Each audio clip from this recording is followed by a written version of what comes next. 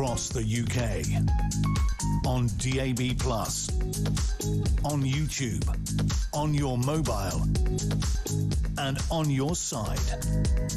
This is Talk.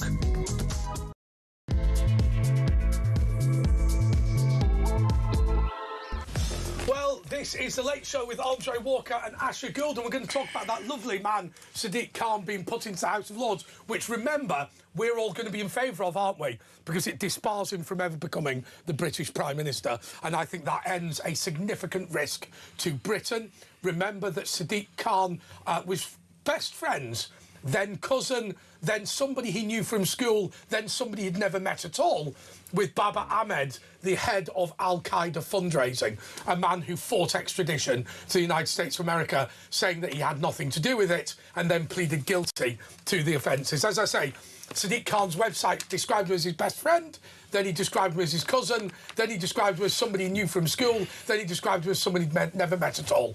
Unbelievable. But I want to tell you something now which I think is the latest in a series of disasters befalling the United Kingdom.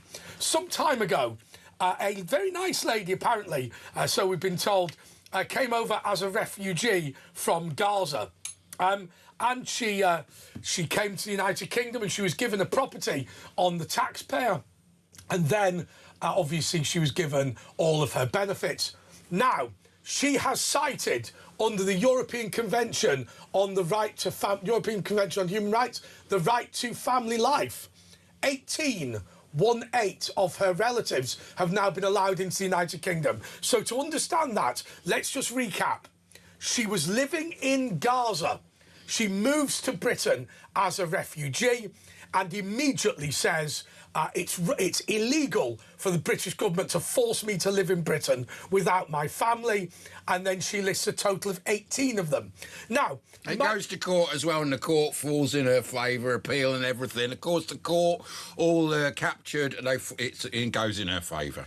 Now, of course, what is the difficulty on this? In theory, what you could do is this: all 18 people in her family could list their own family. Yeah. Because always remember, you know, imagine you're married now.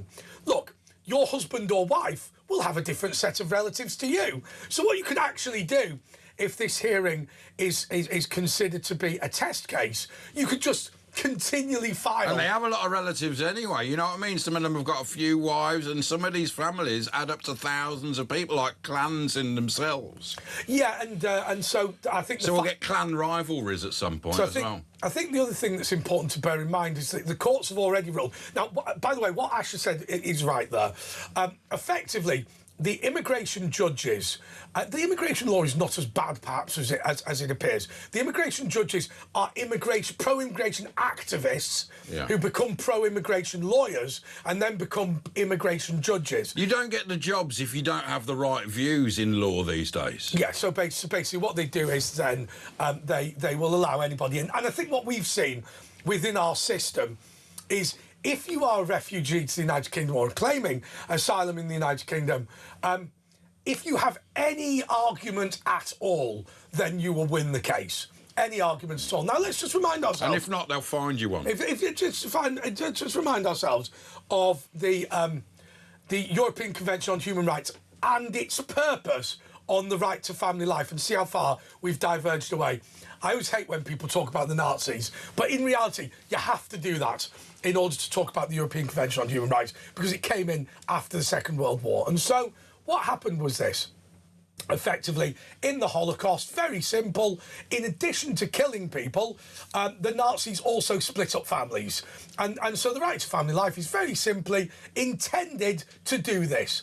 The intention is that the government is not allowed to come along and say, we have passed a law that men and women should work separately, therefore you and your wife have to go to different camps. I mean, setting up a work camp is not the only... It would breach the European Convention on Human Rights in multiple ways. But ignore that. Simply it says that. Well, its intention simply was not that you move from abroad to Britain and then claim your entire family can come with you. That is not the intention at all. And, of course, it has been bastardised in this way. I find it disgusting. Well, also, in Denmark, they brought Gazans in about in the 80s and they followed them. You know, they brought 300 in and they followed, and they found out, you know, a massive percentage of the family and ongoing family were involved in, you know, enormous amount of crimes compared to what the normal population. So this is what we're letting ourselves in for. You know, these aren't got our ways of life. This is where people go wrong. And they say their cultures are the same as our cultures. We're all the same. We're all, you know, interchangeable units. And we're finding out, well, we know that's not true. And yet we're still going insane, bringing in all these people with different cultures. And, of course, the court had already ruled that Gazans can enter the United Kingdom via the Ukraine resettlement scheme on the grounds the Ukraine resettlement scheme was unfair, on the grounds it only dealt with Ukrainians. Just think about that for a moment. The immigration courts have ruled that the Ukrainian resettlement scheme is manifestly unfair because it only applies to Ukrainians. Because the human rights lawyers argued a case and they're arguing to their mates who are the human rights judges. You know, this is what's going on here. Absolutely. All right, well, let's have a word from Pete Barnes. Pete, you're here. You've been booked today to slag off Sadiq Khan getting a peerage. I'm delighted because it means he can't be the Prime Minister anymore. I have to admit, I was so glad I heard you say that because no one else has said it. Oh, hi, guys, by the way. Honestly, nobody else has actually made this point. You're absolutely bang on, Andre. This is not actually as terrible as people think it is. Don't get me wrong. This guy now has a national platform. He's now outside of the London Does he have a national platform? Well, he likes to think he does. I'm convinced, by the way. I'm convinced, by the way, the reason they can't find Lord Lucan is because he's on the Liberal Democrat front bench in the House of Lords and nobody's seen them in years. Oh, I always thought he just got locked in the disabled toilet and nobody checked. Yeah, that's but no, that's a really good point because there's 26 life peers that have now been appointed. And it's interesting, really, because not so long ago, Andy Burnham, he tweeted saying that resignation honours suck. Was actually the tweet that he put out when Rishi Sunak left office. I think he was just annoyed that he didn't get one, I suppose. But it's going to be quite the awkward moment because the Labour Party now actually will have more members of the House of Lords than any other political party. Wow! So the guy who thinks that the House of Lords is unjustifiable is going to have the biggest majority in the House of Lords. They've got no shame, Pete. Everything. Oh, I don't think they even know how to spell the word or what the word means, or if they saw it, I think they burst into flames. But I think it's quite an interesting, really, situation because I'm going to agree with Nigel Farage on something. I think it's disgraceful that yet again Reform haven't got anything when it comes to the actual anybody in the House of Lords and the resignation honours. I do think now Reform is an established party. 60% of the public view them as a mainstream, legitimate political party, and they deserve to have that representation in the Lords. I think there's a bigger risk, Pete, which is this. If Reform win the next general election, what they will have to do is they will have to appoint ministers in the House of Lords who are not members of the House of Lords. Now, that may sound utterly bizarre, but in fact, David Cameron did it as Foreign Secretary. But normally what you would do is you would go into power. Pete knows this, by the way, but I'll tell everybody else. Normally what you do is you would get into power and you'd go, right, here is our delegation in the House of Lords. Who are we going to make ministers? Well, you're not going to be able to do that in the case of Nigel Farage because there will be nobody in the House of Lords to appoint. Can you not make Lords immediately? And sack a load of Labour this is the David Starkey idea. So what David Starkey says is it is all related to HOLAC. HOLAC will not approve any Reform peers, perhaps ever. And so what you might have is, as an example, Nigel Farage as Prime Minister in the House of Commons with no members of the House of Lords, and in fact the Lords ministers not being able to take seats in the House of Lords because they've not yet been approved. So you would have, if you like, the House of Lords Foreign Office team are not members of the House of Lords yet because HOLAC won't approve their appointment. Now, that is catastrophic. What it means is not only have you got no ministers to respond to anything in the House of Lords? But to make it even worse, your total delegation size to vote for your own legislation would be 0. So something that passes at the House of Commons by a majority of 50 can't even be proposed in the House of Lords because there isn't even a Reform member to propose it, which means that all legislation would fall under a Farage government. He couldn't pass anything at all. Now, here is the solution. David Starkey said this, and it hadn't crossed my mind, but it's interesting. After the general election, there is a brief period when the House is not sitting. And there is something which the Americans call recess appointments. The House of Lords, the whole Act, the House of Lords Appointment Commission, can only look at the peerages once it reopens, once Parliament is reopened. So in that week, you appoint the peers. And so Starkey says to Nigel Farage, what you should do is when King William, who we're expecting it to be, says to you, Mr Farage, are you in a position to form a government? He has to say no, on the grounds there's no prospect of his legislation passing because there are no members of the House of Lords in reform and none will be approved. And then say, however, if you appoint 500 peers today, I will become Prime Minister, and hand him a list of 500. And when King William says, it'll take me a week to vet them, Nigel Farage says, I'm afraid I can't become Prime Minister then. You will have to appoint them today. And that is the only solution. Yeah. Otherwise, Farage would be finished. Oh, that's a perfect explanation, 100% accurate. This is why I always say, they've got to be ready day one. Literally day one, because that's what they need to do, and it's really, really important. Like Trump did with the Doge thing. Yeah. 100%. Also, if you look at Trump 2.0, they basically had the entire administrative team ready to go.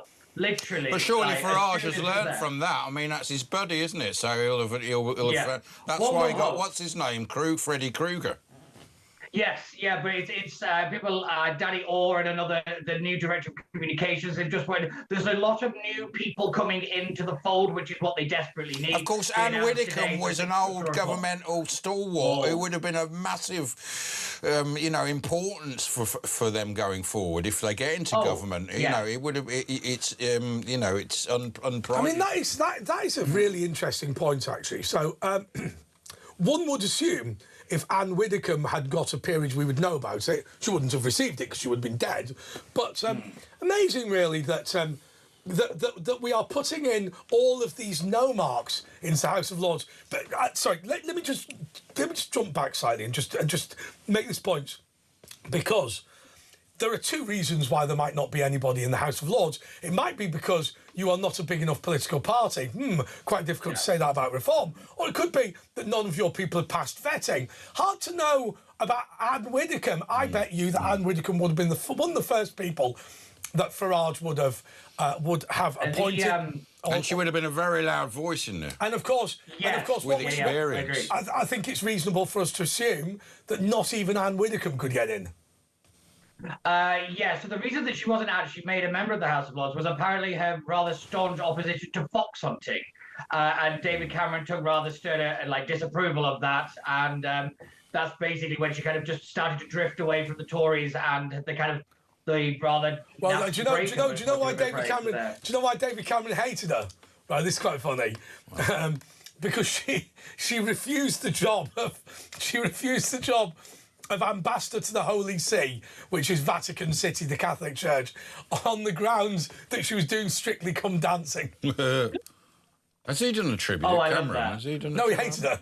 He absolutely hated her. Yeah, he hated her. But interestingly, I think when it comes to Anne Widdecombe, the thing she represented was institutional memory. She knows where the levers are. She knows how cabinet works. She knows how Parliament works, how Whitehall works. She knew that stuff. She knew how to get stuff done.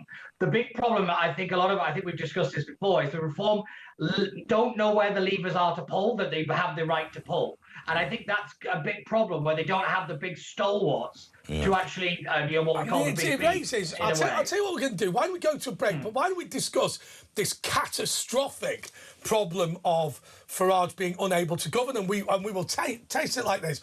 We believe that he will have no members of the House of Lords, no House of Lords ministers, no prospect of passing legislation in the House of Lords. If he were to pass legislation, one of them would be the abolition of the Supreme Court. We believe that the Supreme Court will strike down the abolition of the Supreme Court on the grounds it is against. And then when you pull the levers of power, a new law has come in related to Hillsborough, but it builds on other stuff that Labour's brought in, that civil servants are not obliged and have to actually stop doing stuff that they deem to be against the public. So to be clear, no legislative agenda. To be clear, no ability to pass anything in court. And finally, no ability for you to actually enact anything at all in government. But they could clear that with statute, couldn't they?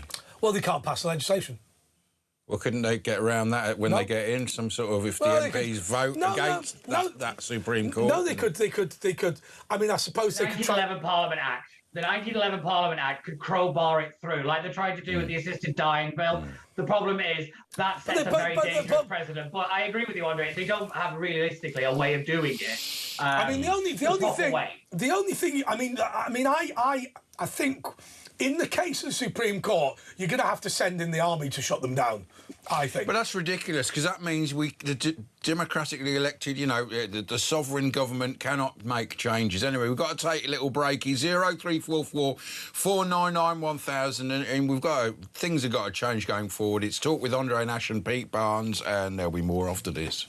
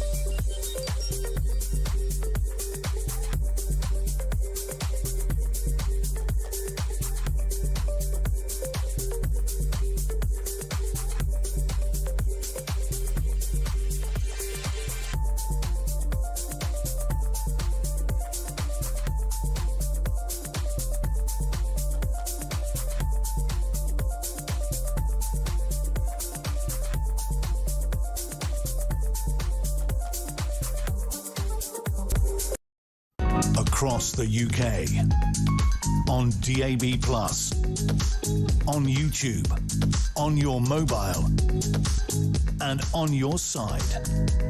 This is Talk.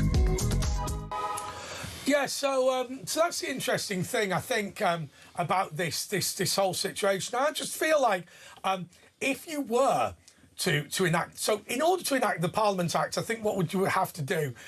You'd have to probably write out the legislation yourself, which is probably not that difficult, actually.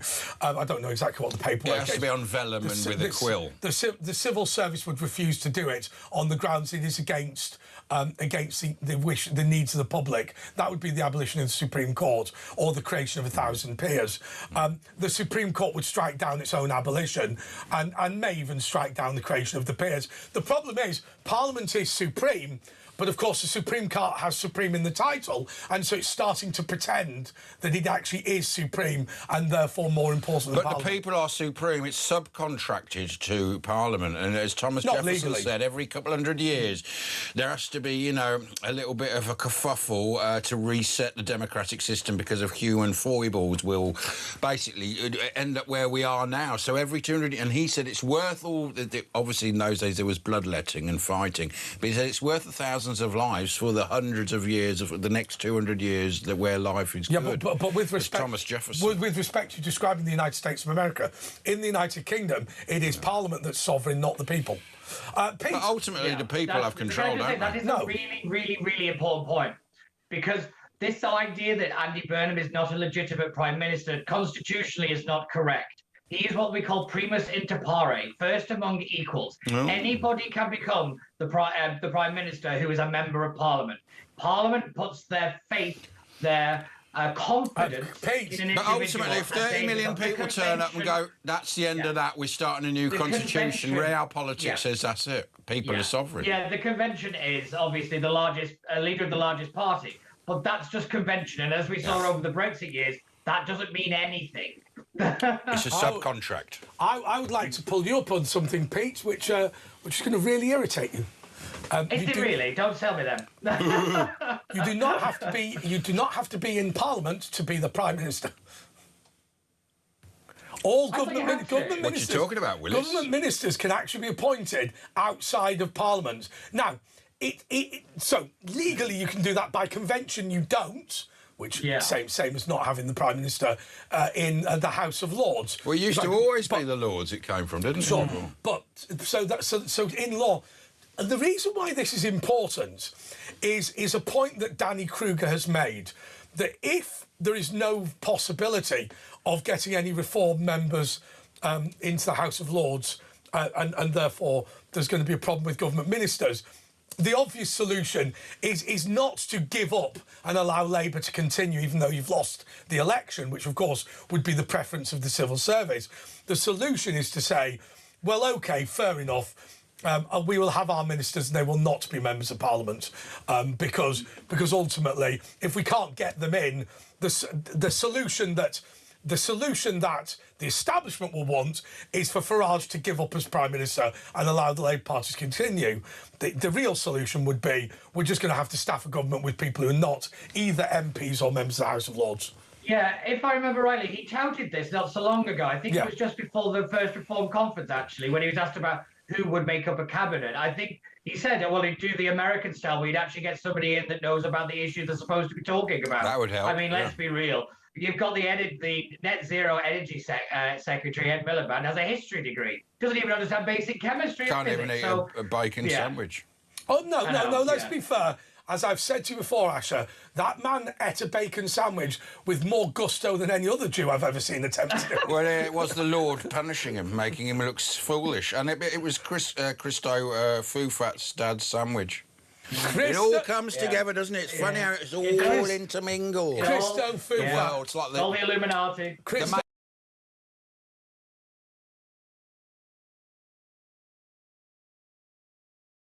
He watches us all the time. He gets all his ideas. Do you remember that night when he was sitting in for a week for Petri? I was furious. I should have got that gig. And he played all those. Very hurtful. He played all those 1970s TV theme tunes. He's very, very hurtful. Every night he had a different set of theme. What was he doing? I'm not being funny, Andre. He was acting all right. Nor was he. Yeah, I was going to say, all your cultural references, Andre, are from the 1970s anyway, so you'd be right at home. Yeah, but just imagine what happened when the management of Talk got in the next day and discovered he did a whole segment on the theme tune to The Littlest Hobo. I mean, what the bloody hell? What were they thinking? They went wild. Oh. Now, look, we've got a voice note in. An answer machine voice message has flooded in from Helen, and she's talking about the Palestinian Gazan family that are moving in. I wish I hadn't heard that about that woman with the 18 people from her family coming over, and then, they could have another 18 each. And this is just so, just awful. God, anyway, I'm going to try and get some sleep now. Yeah, and you see, as Andre says, that 18, each one of them will have 18, and they'll have 18, and you end up exponentially, and then Helen Hancock, basically. But I think what says everything. What says everything is the fact, I don't know, so because it's an immigration tribunal, we don't know the names of the people. Because we don't know the names of the people and the government don't want us to find out much about them, we don't know. But I bet you a tenner, it's the same person who got into the country under the Ukraine scheme. I bet you it's all those same people because the immigration courts, I mean, that's all you needed to know.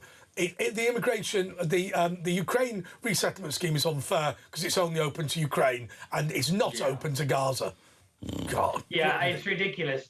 I find it quite funny that we spent 5 years trying to work out what a woman is. I think we're about to spend the next 10 years trying to work out what the word family actually means, because it was originally, they know that old phrase about 6 degrees of separation. Well, according to the immigration courts, it's anybody that you meet in co-op. It's technically a family member. Correct. It's ridiculous. The Danish... ridiculous. The Danish Parliament, they brought in 321 stateless Palestinian refugees from Lebanon. They fled the civil war in Lebanon and had their asylum applications rejected by Danish authorities, but there was protests and they got allowed in. And anyway, 60% of the individuals were convicted of a crime and over half ultimately relied on long-term government welfare and benefits. And the second generation, out of 999 children, 34% had acquired criminal convictions by 2019. So this is what we're bringing in here. So, yeah, great news. And again, those are the ones that we know about, because let's go back to the Afghan data leak and the thousands of people that were brought in that way. Let's be real. The numbers we have are just the numbers that they tell us. Yeah. Doesn't necessarily mean that they are all of the numbers. We know it's a lot more than what they say. You can bank on that. Yeah. I mean, we had to rely on Thames Water to realise there's about 1 million more people in London than yeah, the official Tesco's, survey. yeah, that's right. They reckon there's 80-odd million, don't they, Tesco's and the water companies, and they're the ones who actually look at the data and all the shopping, and they need to know for their corporate, and so they give the truthful answer. It's interesting, actually, what's going to happen with this right to family life, because one of the things that has failed about multiculturalism, if you look at, say, Pakistani and Bangladeshi communities, what they've done now is, and we call them the tribal areas, but basically what they're doing is transplanting people one by one from a village in Pakistan to a town in the UK.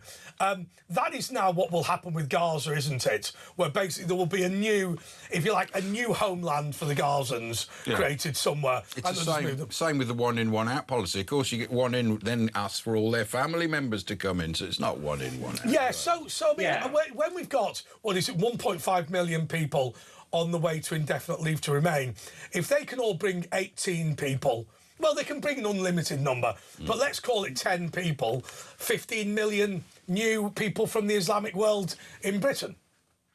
Yeah, that new homeland is going to be somewhere outside of Birmingham, I imagine.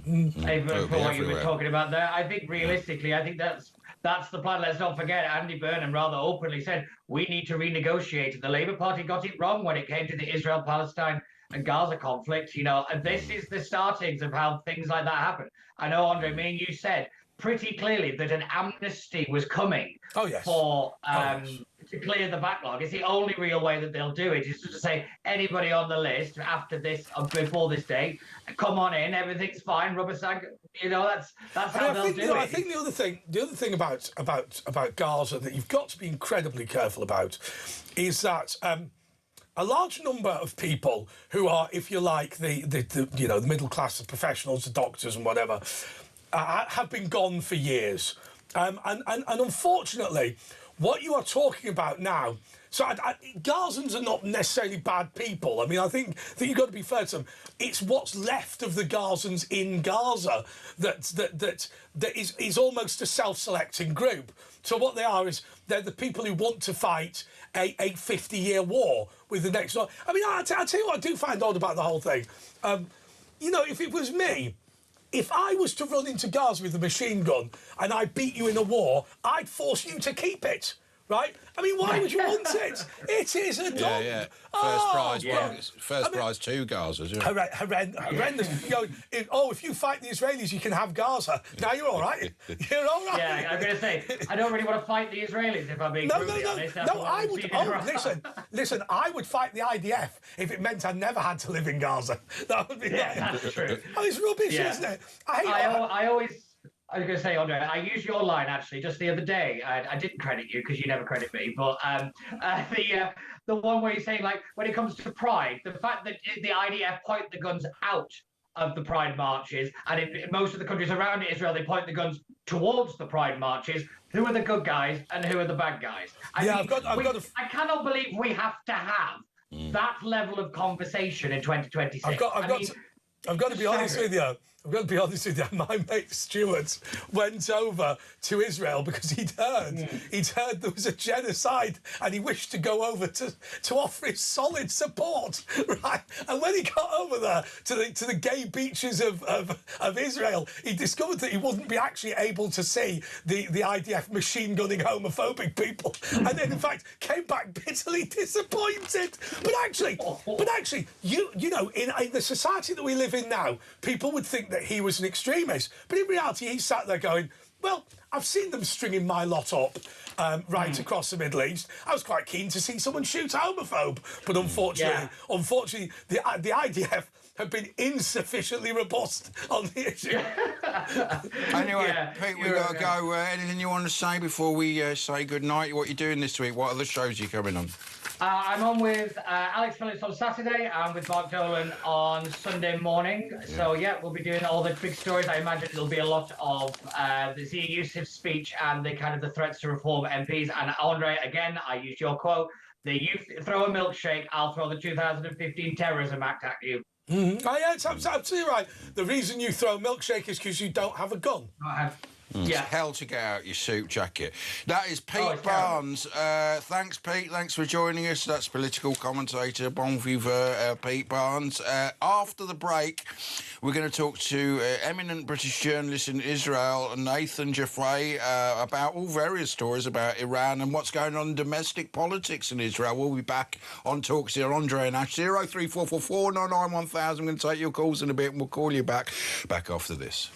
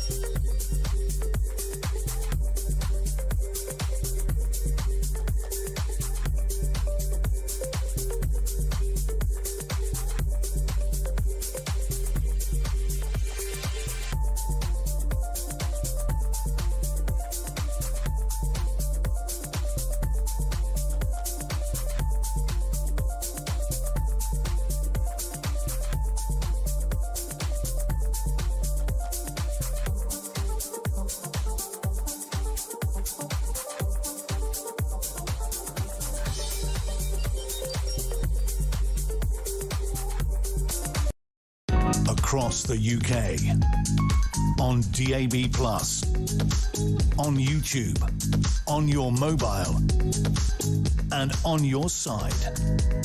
This is Talk. OK, yes, this is Talk. Oh, I'll tell you what, we've got on Nathan Jaffray. Jaffray, sorry. Do you know, my eyesight's getting worse. He is a British journalist in Israel. Do you know what?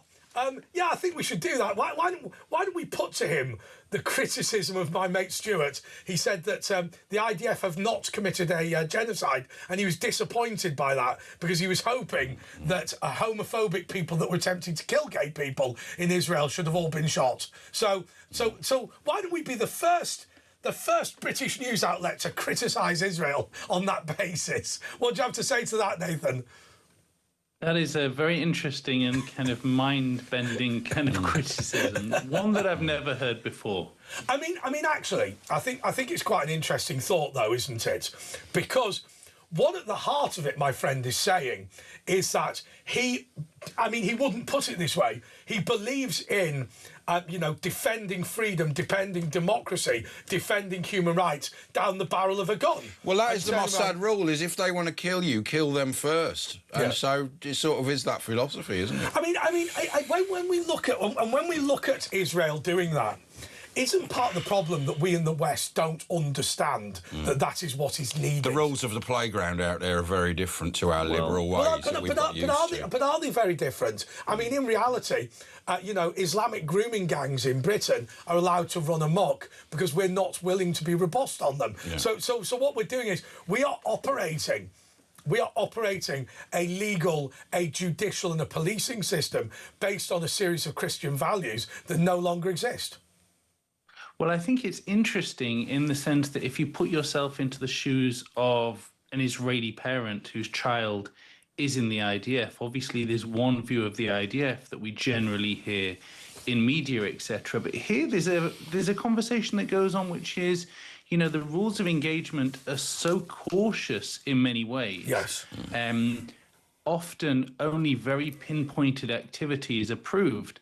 And, you know, for parents who are sitting there, they're actually saying, you know, my children are in more risk because of the conservative rules of engagement than they would be if the IDF was actually the organisation they could have bombed them to be in the West. They could have carpet bombed them into submission and not risk any troops, but they sent in troops, and thousands of Israeli troops died because they were trying to be distinguishing between terrorists and non-terrorists, and they were very, very successful at that, and they're not given the credit for that. I mean, it's being studied by other armies, and how you can have such a small number of innocents killed. I mean, what were the numbers in the end? It was like 70,000 killed and about 50-odd thousand were Hamas terrorists. So I don't have the precise numbers at hand, but I can tell you that several of the Israeli strategies are actually comprised of giving warning to people within Gaza. So, for example, dropping flyers and sending text messages to people who are in areas that are going to be targeted, because the point of the targeting is usually to get actual terrorists. Yeah, but that goes against all military convention. No other army would do that because, of course, you're letting the terrorists know to go and move north, and then so it doesn't really work, does it? But I think in fairness, I think what Israel has to say is the same as any country.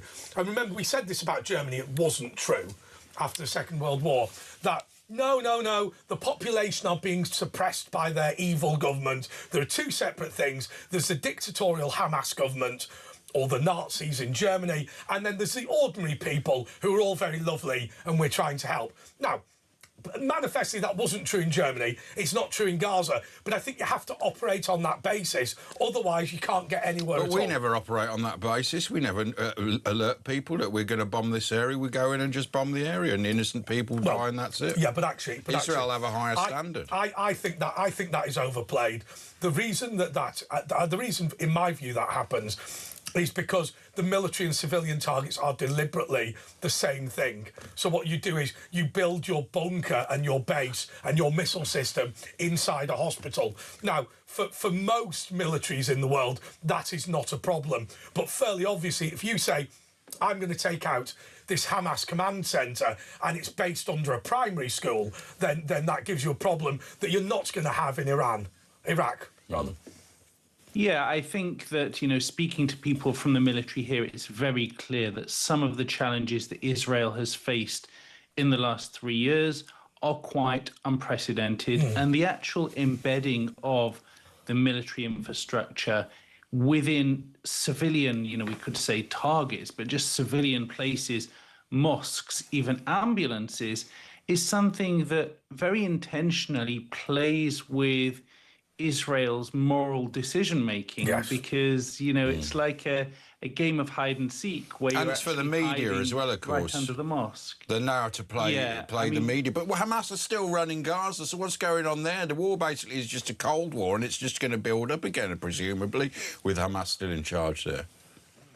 So Israel, I think it's safe to say that Israel was genuinely surprised how difficult and how long it took to basically try to confront Hamas. And Hamas, you know, will slip into any vacuum that opens up. So, you know, Israel will make an area safe from terrorism, and weeks later we will see Hamas embedding itself back into the area. So, it has this. I think at the end of the day, because it is, at least in part, an irregular guerrilla organisation, at least in part, that will give you a problem in the same way that the Viet Cong gave a problem to the Americans, because these people are also bakers and there's other families of thousands of people that Israel was supporting, other people against Hamas. Is there any chance of that happening? Another big gang taking over? There has been discussion of that kind of thing, and there was talks at different points with different clans within Gaza. But civil society in Gaza is so complex, and Hamas is extremely good at this. Since 2007, they've been ruling with an iron fist. They've been making huge amounts of money from smuggling goods into Gaza. And, nobody is as good at it as they are. So it's very difficult to see another clan rising up at this point. I think the other great difficulty, and I can fully understand why the Jewish states, forget the term Israel, why the Jewish states would have a problem with this. But in my view, Hamas was so well embedded within the tunnel network, there was only one solution to get rid of them, and that was to gas the tunnels. Now, remember, these tunnels, I'm not so sure that Israel would have been bothered, because the big advantage, of course, of the tunnels and the big advantage of the evil of Hamas was that they didn't allow civilians down there. However, there were Israeli hostages down there, and Israel knew that there were Israeli hostages down there. And for the Jewish state to gas Jews in their own place, I think is morally reprehensible. But I think you can see why there was an argument in favour of doing it.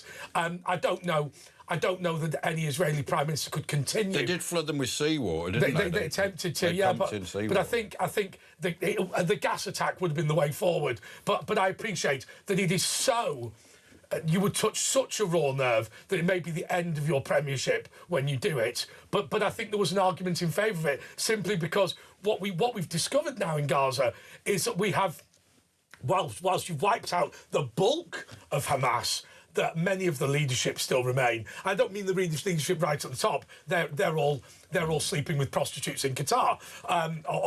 Some of them were killed on your aid money. It's that middle ranking people, the sort of captains and whatever, who I think have been comparatively unaffected. The organisation was sturdier than anyone would have guessed. And, we are talking about a situation where Israel did not expect October 7th, and Israel did not expect it to take so long to deal. It's a bit like Iran, isn't it? It's like a microcosm of Iran, and America and Israel against Iran. We thought this would be easy, but it fractures and actually gets more difficult to control. And what's going on there? Because Iran is kicking off again, isn't it, over there? And you've also got the elections coming up. So what is the latest on, first of all, the Iranian war and Hezbollah, and what's going on with the elections?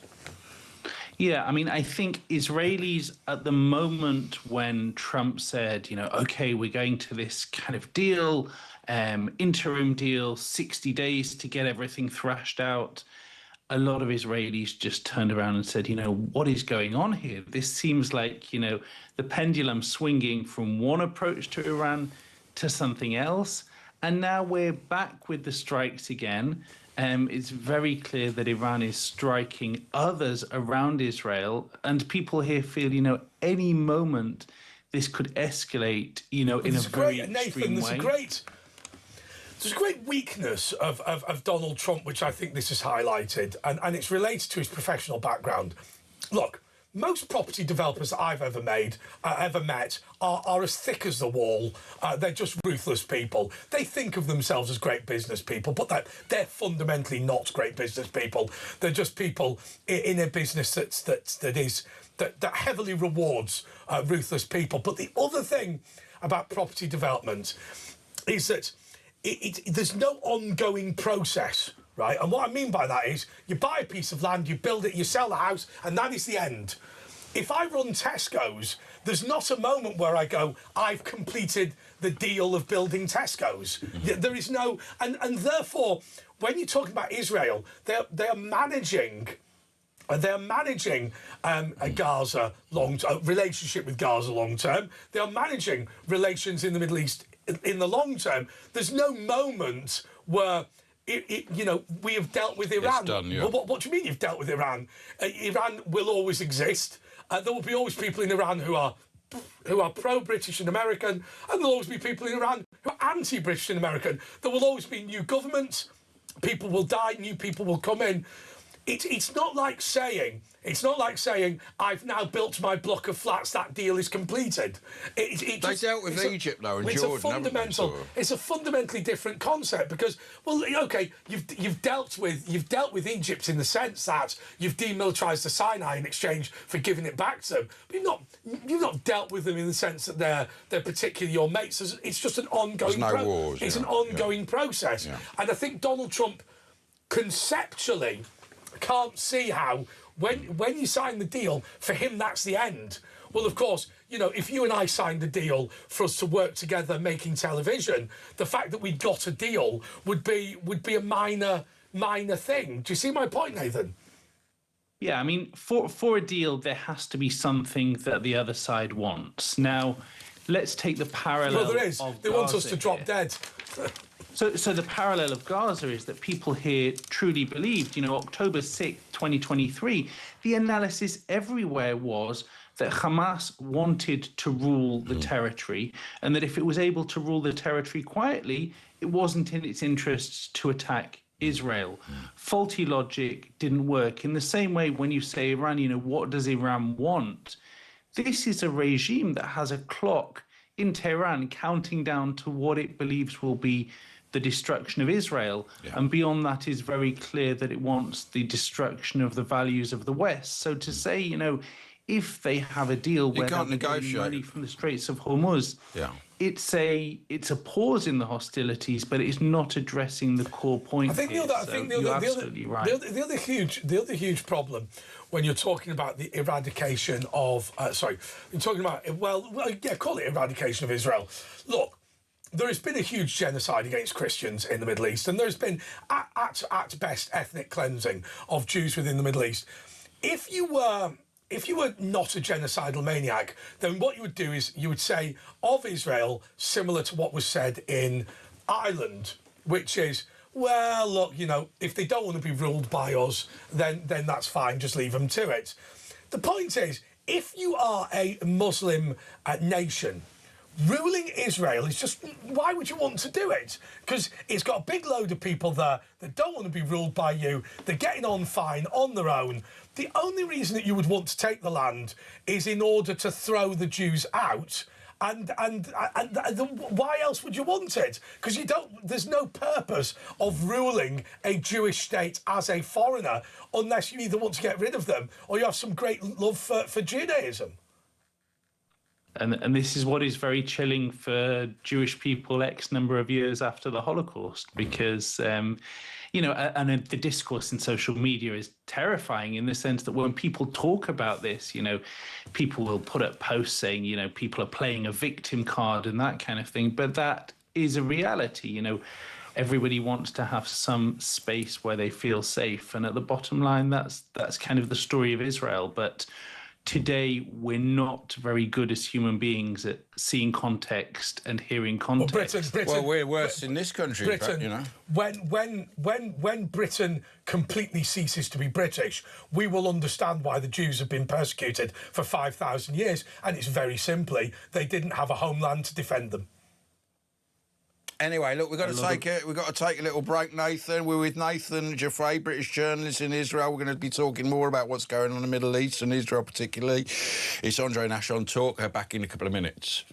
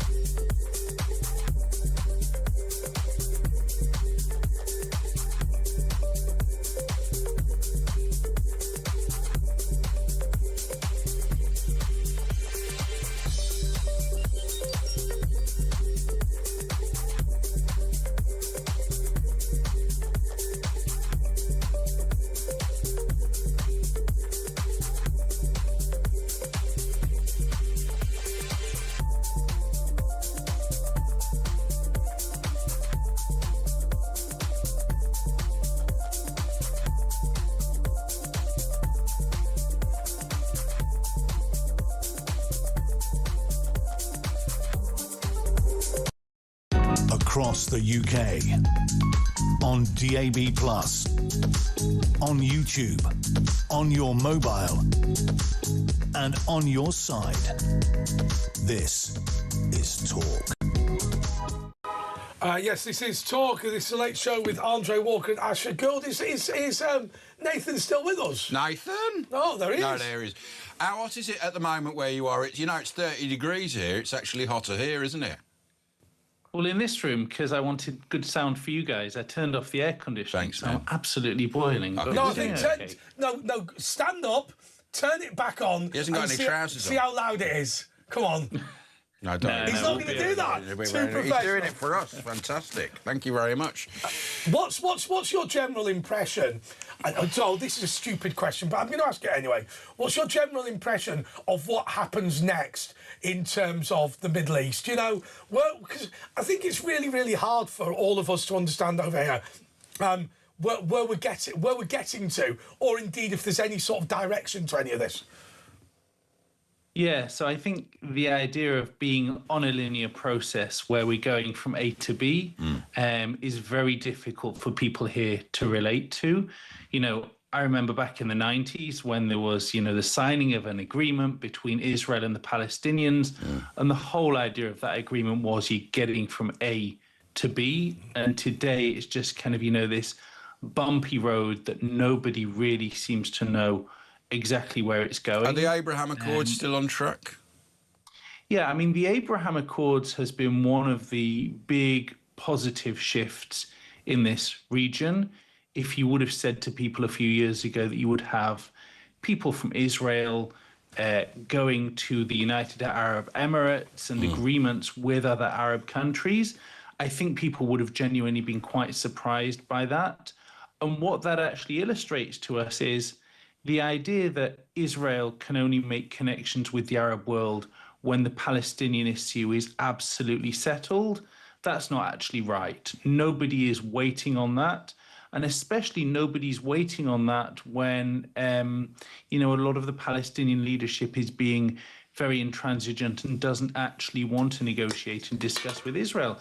So if you're sitting in Abu Dhabi or Dubai as a leader, you're actually getting frustrated with that. You want them to situation, and modernise, that's don't you? You want the exactly countries to modernise beyond oil and become a modern country. But Absolutely. People there care there much more about having Israeli technology. In Abu Dhabi, in Dubai, leaders care much more about having Israeli technology, modernizing, trailblazing, rather than, this ideological cause that is very exciting for people on Western campuses. Look, Hamas fundamentally is a con, isn't it? What they do is they subjugate the population in order to steal aid money from countries like the United Kingdom, so they can live with their families in places like Monaco, right? Families in Monaco, then in Qatar or whatever. It's fundamentally a con, and we know it's a con because the attacks on Israel by Hamas were intended to ensure that peace didn't happen. And what I mean by that was they didn't want Saudi Arabia to sign the Abraham Accords. There was a real, genuine concern that peace might break out in the Middle East, and that financially was a disaster to the people at the top of Hamas who steal our aid money. Yeah, this is exactly the contradiction that we live here with people saying, there is a need to build trust between Israel and the Palestinian Authority in the West Bank. There is a need for these measures. And, always when asked for analysis, I've always said, that is a positive thing for sure. But what happens the day after, in a perfect world, the day after an agreement has been solved? Does Hamas turn around and say, well done to the moderates, congratulations to you? Or does Hamas say, well, actually, now we're going to unleash chaos to make sure that peace prospect can't work? That's the way I explained it for many, many years to people. And we got our answer on October 7th, when there was the possibility of some kind of agreement with the Saudis, when there was a possibility of Israel's relations with the Arab world improving, then that button was pressed and absolute chaos. Oh, and you knew when they were going around beheading people in the kibbutz that were pro-peace with the Palestinians, you knew that there was a political purpose to all this. What you needed to do was you needed to commit an atrocity so egregious that voices in Israel that didn't want an invasion of Gaza would not succeed. That was the aim. You had to do something so bad that Israel was forced to invade Gaza. Now, I would suggest to you that if you care about the people of Gaza, deliberately provoking your neighbour into an invasion of it is seemingly mad. But of course, if what you're interested in is ensuring the Palestinian and the Gazan people are subjugated to the maximum extent possible so that you can steal aid money, the actions of Hamas make perfect sense. Yeah, I actually went to a IDF military base where they took all of the artifacts that were discovered on October 7th. So everything from pieces of paper that dropped out of cars to their technology systems, their radios, everything gathered in a base, and saw a lot of this kind of semi-classified stuff. And, you know, it really told the story. So you saw evidence of the drugs that people who were crossing the border had been given in order to take these people and actually, you know, take away all of their inhibitions so they were prepared sort to come of amphetamines and methamphetamines, basically, so they could go on for days and days as well. Believe it or not, they came over, they were given these drugs and just kind of run wild. So you know, yeah, actually, do you mind if I just make a point on that? Because I think people. There's a great Holocaust film called Come and See, which they say is the scariest film ever. It's actually it's not about Jews, it's about the German genocide in Belarus. But what it shows within that is the way that obviously a normal person isn't going to behave in the way that we see on these Holocaust films, or indeed you see on October the 7th. They've got to be off their faces. So you get them probably not drunk in Gaza, but you give them an enormous amount of drugs. And so a lot of the things that you see that seem so inhuman is because people are absolutely wrecked. Anyway, we've got to leave that there. Thank you so much, Nathan. Thank you for coming on. Yeah, please come on again. That's Nathan Jaffray, British journalist in Israel. Next, we're going to speak to Sebastian Salek. We're going to be going through all the papers. He's a former Labour councillor, so make sure you stay tuned. 03444 991 We'll ring you back and get you on, and we'll be back after the latest news. It's Talk with Andre and Ash.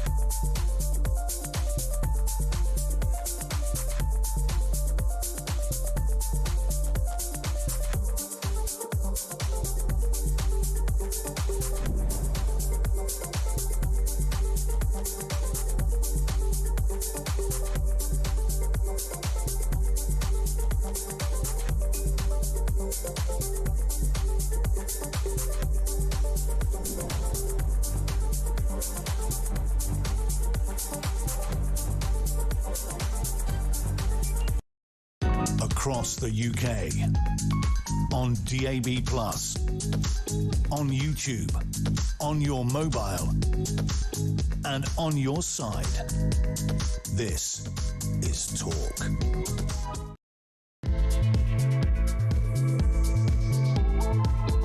This is the paper review with Andre Walker, Asher Gould and Sebastian Salek.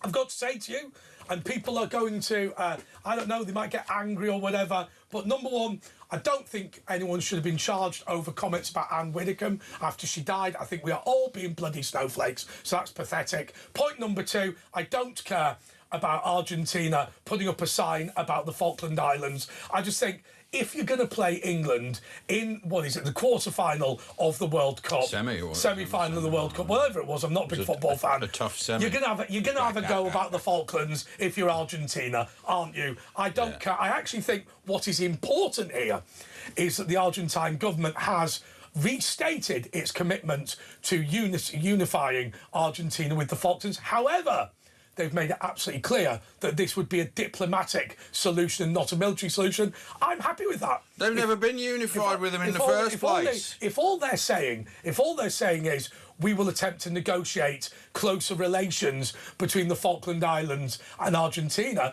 and we're going to respect the opinion of the Falkland Islanders, I'm good with that. I think we should just sell them. So if you want them, you can buy them. There's oil there and there's stuff, and you can buy the people and all the sheep as well. Can I tell you? They've been going on about Falkland oil and it becoming a petro state since about 1975. Yeah. But I mean, it's just they can't get it out. They just can't get it, frack it out. By the way, there is one thing, Sebastian, which I think is a good thing that the British have announced about the Falklands.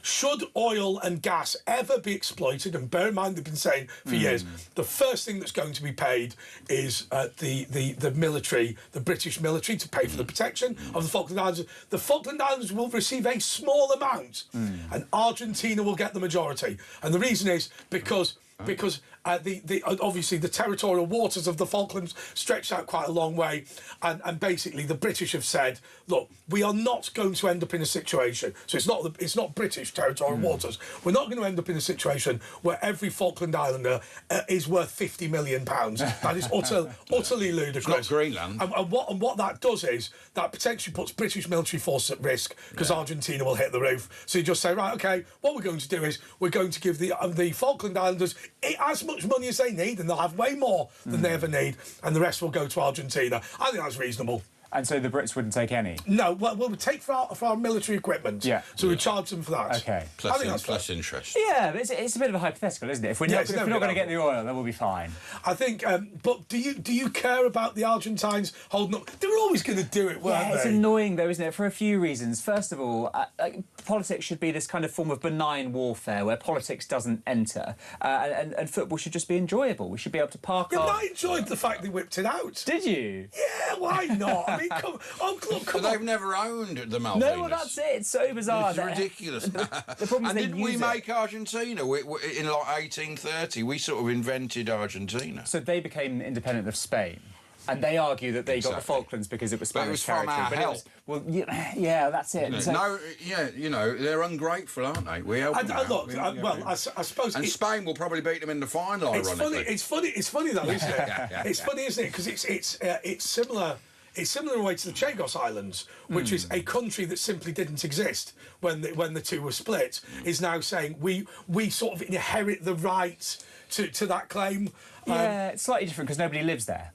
Yeah. Whereas there are Falklanders, and they have said we want to be British. Well, there were people who lived there. We moved them out, didn't we? Yeah, but I think that is the sickening bit about Lord Harmer, as I call him, and his determination on the Chagos Islands to not give it to the Chagosians is pretty disgusting. They've moved back, haven't they? And they weren't able to be kicked out through. It's about 4 of them. Yeah, they've tried to come back, haven't they? They're not quite permanently established. I mean, they've given it a good go. The reality is the reason why we want to give the Chagos Islands back is, and I hope you're not part of this ludicrous view within Labour that if there is a court case for everything, if you can find a court or tribunal or international legal body, we can dispute we can deal with any disputes. The reality is there are some bad actors in the world, and if we give the Chagos Islands to Mauritius, it will be given immediately to the Chinese.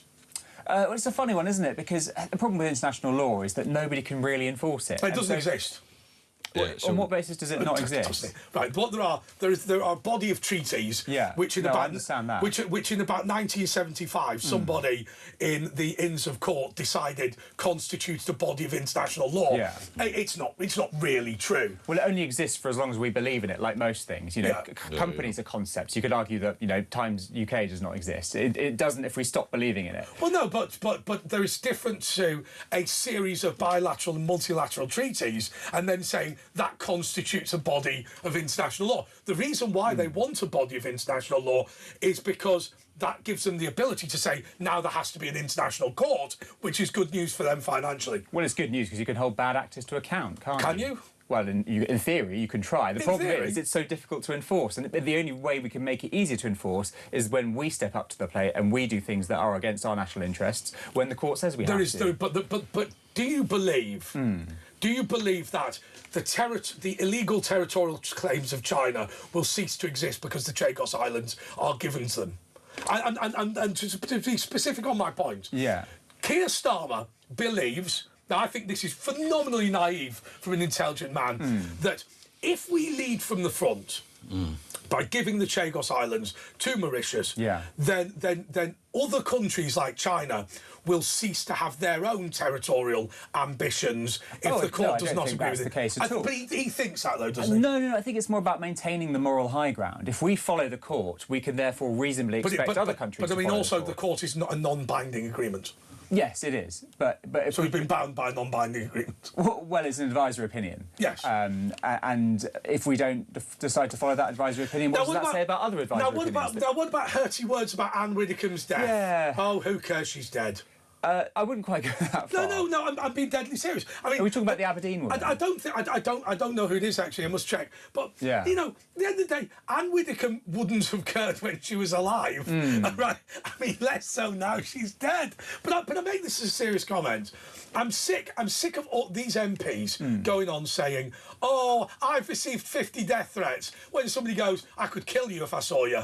Yeah, on Twitter, that's not really death threats, is it? And I think we've become. Yeah, but one of them does turn out to be true, doesn't it? That's you only need one, and then it whips people up into a frenzy, doesn't it? And it's coming from the top. When you get people like Starmer calling people far right, just people who don't even the members of the public, this is what happens. And then nutters like that who end up doing things like that take their lead from the top. I'm not convinced. I think all these hurty words on Twitter, whether it's having a go at Anne Widdecombe or having a go at Keir Starmer, all the people that message me to say they're going to kill me, I find it all funny. But Farage gets threats, and occasionally nutters get through, don't they? You're completely right. It's funny until it's not. Somebody said to Farage, when you win, I'm going to shoot you. It was a bloke without a gun. Well, you don't know I remember when he did get threatened by a man, and in the end, the man did kill himself. I remember the guy that flew the plane that crashed actually threatened to kill Nigel. Oh, really? And in the end, killed himself. During the 2010 election? So, you know, there are these crazies out there. That's it. Only takes one.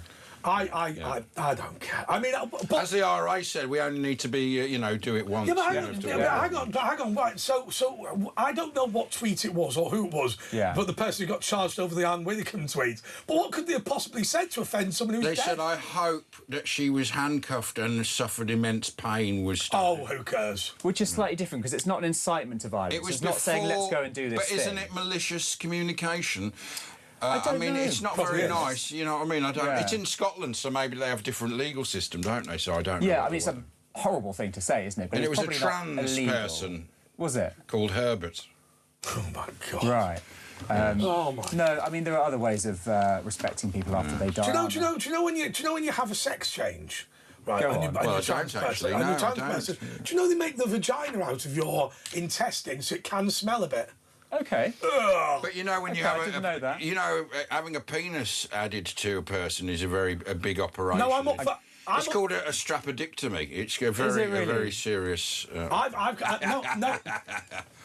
right. I'll tell you what. I want a trans penis, right? And I'll tell you why. Okay. I can get you one. You think about this. You think about this. Right.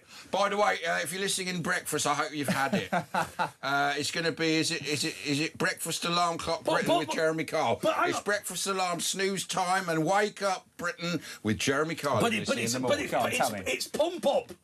So really, yeah. Is that how that works? So if you like you pump the ball, right? So You pump it. You pump it. Yeah, I now, know. if you have been for a few drinks, that night, Yeah. it's better I knew a than paraplegic the real guy one, who isn't had it? the pump, and he said it was fantastic. Yeah, Is it? I'd go for the But pump. he couldn't Ignorant to feel all it, but he matters could pump. still have a, you know, I'm it going. was still useful. I'm going to Still have it useful. all removed and have a pump up one instead. Anyway, no, this is, if you're listening in the morning, we're not joking, this is serious scientific facts, so you can listen in the morning. More than 600,000, this is in the Telegraph, more than 600,000 Britons are too fat to work. More than 600, we're all right. More than 600,000 people in Britain are too fat to work, research suggests. A study demonstrates the impact on Britain's weight problem on the economy and its contribution because they can't get up and sit on chairs and stuff like that. You know I think this is a real problem, and I genuinely believe that that part of the problem, and I appreciate this is accidental, is welfareism. I think that welfare intended to be a safety net has for some people become a way of life, and I think that 16, 17, 18, 19-year-olds who are put on the scrap heap are perfectly able to work, and then, maybe 5 or 10 years later they can be in quite bad physical condition. Yeah. I always give the example, by the way, which is kind of unrelated, of when I was put under house arrest during lockdown, like everybody else was. So normal lockdown. Normal lockdown, yeah, which, by the way, my right to family life disappeared, the Human Rights Act, nowhere to see Lord Armour there. But anyway, wasn't allowed to go out and all. But look, I did exactly the same thing. Sat on my own, pizza. You had vodka on your cornflakes in the morning, didn't you? Pizza for dinner. Easily done. Then for lunch, then for breakfast. Yeah. It's a beer at 5 o'clock, 4 o'clock, 3 o'clock. And in the end, what I did was got up at about 1 in the afternoon, got on the vodka straight away, and that was it. And actually, I don't think. Look, I'm Best lockdown ever he had. I think I'm pretty big. I'm fat anyway, so it's not as if I got a lot big. But you weren't before that, were you? You were like thin as a rake. Yeah, that's right. You've never been the same since. But I do worry greatly about this because I've seen it myself, where you are workless and where you're sat at home all day, and I think it's like they want a programme. I think it's like they want to do that. I think it can be quite hard to get out of that rut. Now, that is not an argument for not having welfare, but it is a warning about what can happen, Sebastian, I would suggest. It is, but there's a wider narrative here around demonising people, isn't there? You've got to think why the Telegraph has put this on their front page, and we love to go after people for whatever reason, and I feel like fat people is another group that are just fair game, and you can. Yeah, but if you're fat, I like fat people. If you're fat, Actually, you're I either. quite like that. If you're fat, you're either gluttonous, lazy. You're one of those things, aren't you? Well, yeah, but they're normally funny and they can sing well. Can they really? Do you think that's a trend? Yeah. Pavarotti, I'll give you that. Pavarotti, what's his name? The guy, what was his name? The wildebeest. What was his name? Biggie Smalls. Biggie Smalls. Yes, he was good. Alison Moyet. Anyway, Sturgeon stitched up salmon to hide truth. Nicola Sturgeon tried to destroy Alex Salmond to stop him uncovering her husband's embezzlement from the SNP MPs, have been told. Speaking in the House of Commons, Sir Dave Davis said that Miss Sturgeon knew full well that Peter Morrell was stealing money. The senior Tory MP said that her most evil act was stitching up Alex Salmond to hide the truth. Well, the complicated thing about this is that Alex Salmond is, of course, dead.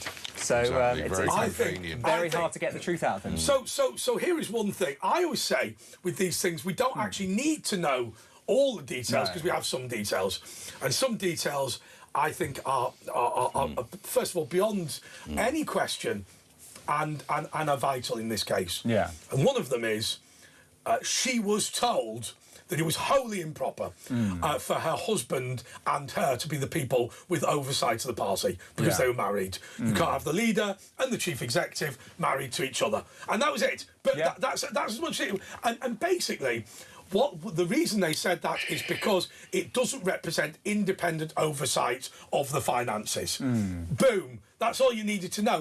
Now, whether she, in a sense, it doesn't matter whether she whether she knew about the theft or not. She knew that she was not able to independently regulate her husband, and therefore he shouldn't be in that job. Yeah, I think that's perfectly fair. Done. Yeah. In the same way that if you sign a deed, it can't be a loved one who's overseeing the deed. There are checks and balances in place in other areas of the law. Why not within Conflicts the SNP of government? interest. Exactly that.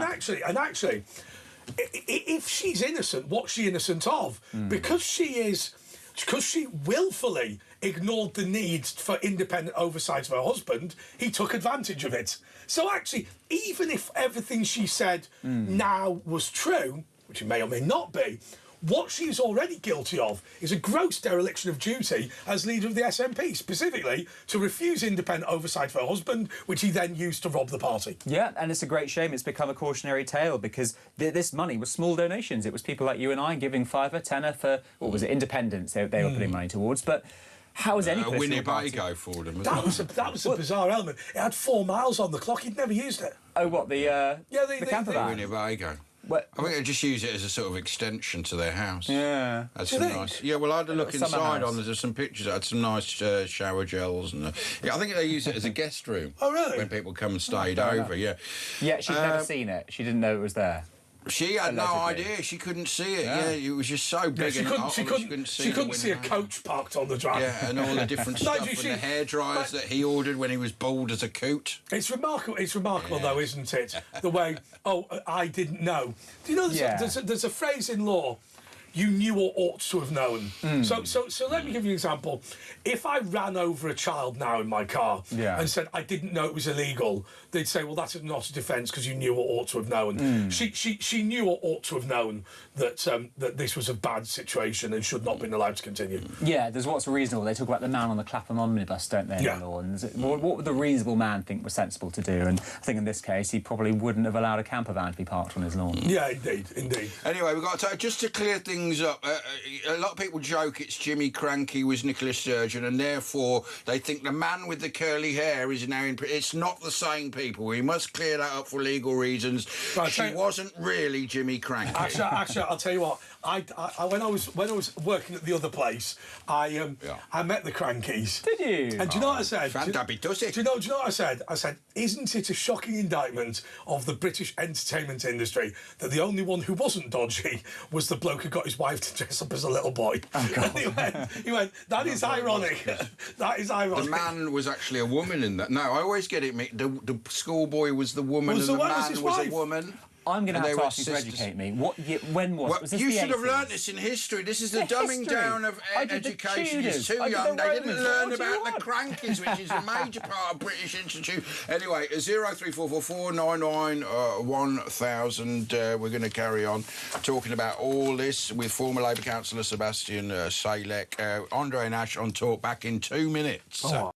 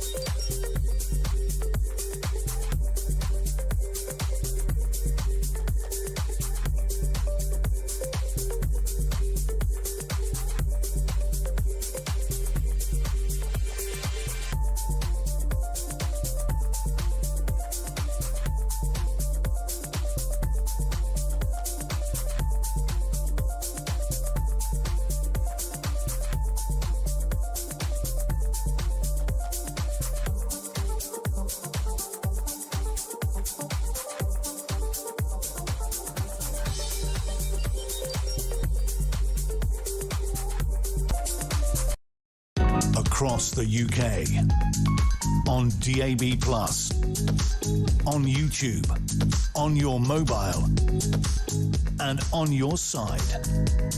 This is Talk. Yeah, this is a press preview with Andre Walker, Asher Gould and Sebastian. Sebastian, I'll finish that story. Go on. So, one of the most controversial things I've ever said on one of my shows on Talk was this: when Mar-a-Lago got raided, what was said was that there had been a file that Donald Trump was alleged to have stolen from the CIA, which said that there was a major world leader who was effectively estranged from his wife, no longer living in the presidential palace, and was living with a man in a flat nearby. Right. And I said, well, we will not be irresponsible. We will not name the person concerned.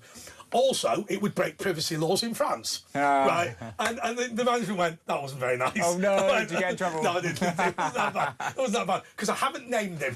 Right, yes, that's true. We could all use our little noggins to fill in the blanks. But crucially, you haven't gone there. What makes me laugh is there's only one person we can name from France. But anyway, there we go. Yeah, Jean-Michel Jarre. This is an interesting story at the bottom of the Telegraph. Trump aide won $100,000 betting on his speeches, so he won $100,000. This is Donald Trump's teleprompter operator. He placed bets because he got the speeches in advance, so he was able to place bets on things that were going to happen. I can't believe that worked. So what that would require is that would require the script from the teleprompter to be what Donald Trump said on the day, and Donald Trump to do what he said. Yeah, that's right. That's true. That's right. Yeah. That's It's a gamble, isn't it? Yeah, I don't think that's the slam dunk that people say. Britain to blame for rapists, says Pakistan. Pakistan has blamed Britain for turning the ringleader of the Rochdale grooming gang to crime. The country's Foreign Office spokesman suggested that the root causes of Pakistan-born Shabir Ahmed's criminality lay in Britain, where he grew up and raised, groomed, and unfortunately was spoiled. The spokesman said the onus for dealing with Ahmed lay exclusively with Shabir Ahmed. Unbelievable. I think I've said this multiple times, Sebastian. I think there's been a fundamental misunderstanding of this sending criminals back to their country of origin. The purpose of it is not to say Pakistan should take all these criminals and it's that. My view on this is very simple.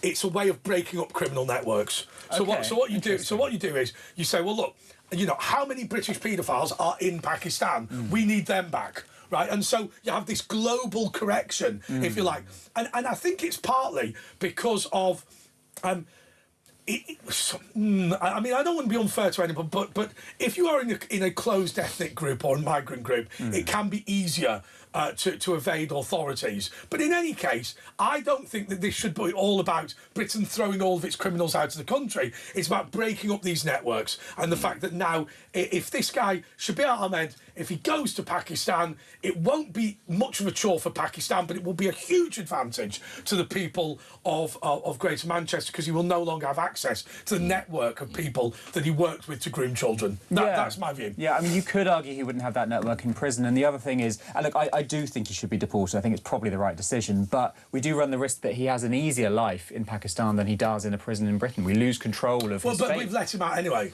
So he's in a bail hostel. Yeah. Eventually he'll be free, though, won't he? Well, that's true. Eventually, that's what the bail hostel. Yeah, he got 43 years in total and did 14. Yeah, he'll be out of the bail hostel soon. You're not no, that long. that's a fair point. That is a fair point. I think what was interesting about him. I mean, maybe it is a case by case basis on who should be deported. It's clear that he's a criminal mastermind in as much as anything else. I think the other point to make about him is, I think there are some people that, look, sex offending is not just about sex, right? It's partly about control. Oh, it's all about control. And this man, he is using a weapon of war, effectively. I think that he is a nationalist, a Pakistani nationalist. I think that he is a terrorist. Right. And I think that he's a risk to British national security. And his weapon of choice is grooming gangs.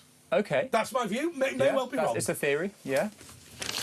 Nervous Claudia Winkleman quits her chat show. She had a reasonably successfully got 2 million, which is as much as Graham Norton. It was for Graham Norton's company.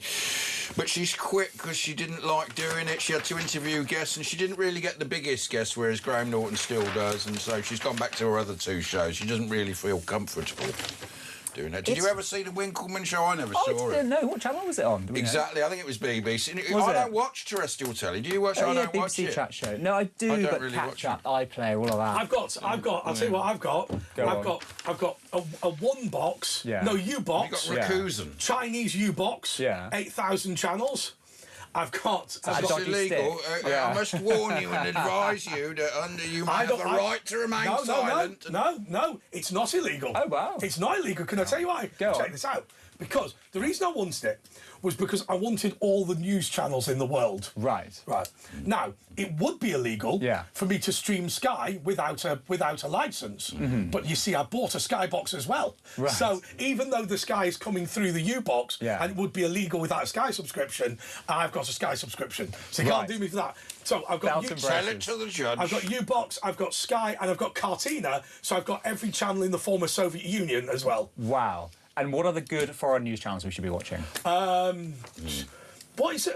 To be honest with you, I-24 in the Middle East is quite good. I-24 in Israel. Yeah. I mean, France 24 is pretty good. Yeah, it's good. Anything with a 24 I think Fox News is always interesting. Yeah. And all the American ones are quite interesting. I quite like watching things like Sky News Australia and things like that. They're very good. Just to kind of see, because my idea is, so I was talking earlier about the film Come and See, which was made in 1984 in the Soviet Union about the German genocide in Belarus, where 1 in 4 people were killed in 2 months. 1 in 4 people in the country. But what I quite like is, so as an example, I was watching Belarusian television the night before the invasion of Ukraine. Oh, wow. And every single channel had a Holocaust film on. And what they were saying on the news was that President Putin was extremely concerned that there was going to be another Holocaust in That's how they sold Ukraine, it, isn't it? and therefore it may well be that the Russians would have to take action for the conflict. Yeah, and then they ran Holocaust films on every single channel in the TV that night, and then the next day. So what they've done is over time. Now, obviously, I can only speak a bit of Russian, so I'm not that great. So, my parent needs this. But anyway, how dare you? That didn't mean anything. But anyway, it was quite rude actually. Very good.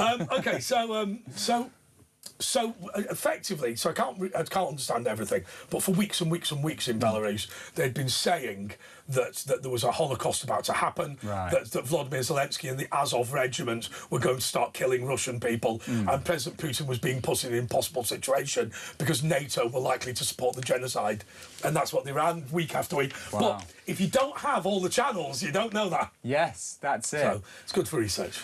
The Daily Star thought for the day, don't spoil the beautiful game with politics. FIFA must act after gloating aces Joe Banner claiming rules. Argy-bargy, Wonder Brawl, number 10, World Cup not ours, islands are. Would you swap the World Cup for the Falklands? I would. I think winning the World Cup is better than owning the Falklands. I never even knew about them. Would you swap the World Cup for the Falklands? What? Would quite like to win the World Cup. Yeah, exactly. And you do care but I about don't know Falklands. if I could give away the Falklands. But we never even knew about them. I mean, obviously people, gave their lives, so there's that. But I don't really actually care about the Falklands much. I mean, what have they ever done for us? I'll tell you what. Nothing. I'll tell you what we need to do. Right? Yeah. To sort out a lot of problems, right? Okay. Right. When it comes to Eurovision Song Contest, which we always lose. Yeah. Right. I think it's time that, so, first of all, Israel always wins the public vote, even though it always loses. Yeah. Right? And the reason is because in order to win the public vote in Armenia, you need about 2,500 votes. To win it in France, you need about 2 million. Right. So, and you'll get the same number. So my view is, right, well, let's just level the playing field. I want Decalia and Aquitaria to be 2 separate countries, right? Because if Cyprus can vote, then Decalia and Aquitaria, the British sovereign bases, over in Cyprus. Yeah. So that's 24 points for a start, right? What about Gibraltar? We've done Gibraltar, the Isle of Man, right? The Isle of Man, the Channel Islands, right? It's Decalia, Aquitaria, and Gibraltar. Well, that's 5 times 24, which is what, about 120. Clean up, wouldn't we? Oh, it's exactly gerrymandering. We got it in the bag. What's your view? Are you a football fan? You see England, embarrassed ourselves, and should Tuchel go? We all think he should. Do you really? The namby-pambies think he should stay or give him another chance. No, if you fail, you've got to go. Did he fail? Yeah, he I failed, don't think didn't he got us to a semi-final. Well, that's a failure. That's the trouble. We look at it like, oh, we did it. Only winning, that's where Argentina, only winning is good enough. And that's why we lose. And this is controversial, but come on, Argentina were the first world-class team we met in that tournament. We had a relatively We were the fourth best team out of the four left. We you know, France are better than us, Spain are better than us. I think that's probably fair. Yeah. I just wonder, though... I don't know anything about football, but my family are massively into it. Okay. My dad was the vice chairman of a football club. My younger brother is the chairman of a small football club. It's only got 1,000 members, and my dad was on the Lancashire Football Association executive, and so like a little bit of kind of into it and whatever. My dad said the big problem with England is that some of its parts are lesser than the parts themselves. That is to say, there are a whole series of fantastic players who cannot gel as a team. Yes. And he says this manager, Tuchel, is the first person who has created a team out of England. Completely agree. And that was a huge problem about 20 years ago. You know, the days of Beckham, Rooney, Gerrard, fantastic world-class players. We still weren't. Couldn't get on the pitch still about together. the same, though. They were still much better than us, the rest of the major teams. But I would say this. If you have the top-tier players and they're so dysfunctional that they never win anything, and then you've actually started the process of bringing the slightly tier 2 people in and making them a proper team, I would see that as a bigger advantage. So I would say that Thomas Tuchel, from my little knowledge of football, is the first person who has come up with a viable plan and is now delivering it. Because all the stars hate each other but will try anyway is clearly inferior to his. I've now proved the concept because I've got... Now, there are some top stars in the England team, but he's not focused on the top stars. Well, we didn't have those cutting-through players, and, you know, he bottled it in the last 15 minutes, which is why I picked... He did basically what Southgate did, and we were pretty shocked by that because he'd been doing so well up to then, but... no, you're right. I mean, look at the Norway game. We didn't see that much from Kane, did we? He was our number one man. It was Bellingham knocking him in. A lot are overrated. I know people love a go, but, you know, compared to Messi and Haaland even, these are the best centre-forwards and players, not our lot. Bellingham... I would put Bellingham up there, possibly. Yeah, he's had a great World Cup. He should be so proud. Although, they all should. Do they still get a cap? Well, should they be proud? Is that a thing? Yeah, they get caps. That's why they say you've got this many caps. Yeah, you get a cap. Is that where it comes from? You get a literal cap? You get an actual cap, and cricket. Yeah, you get caps, Oh, wow. Yeah, I want to see one of those caps. I want to see a cap. You know, they're like school caps. They're like a school cap. Right, can we get? Oh, this. How this morning is this? Let's get that up on the screen. Let's have a look at the cap. No, anyway, so that's the final insult. Starmer on his legacy, Ukraine and Burnham. I mean, ridiculously, him saying that he's left. Have we got to take a little breaky? We'll take a little breaky, and then we're going to talk about your views. Starmer's legacy. Starmer's legacy. I'll have a little think. I'll come up with something clever. You'll have to. We'll be back in 2 minutes.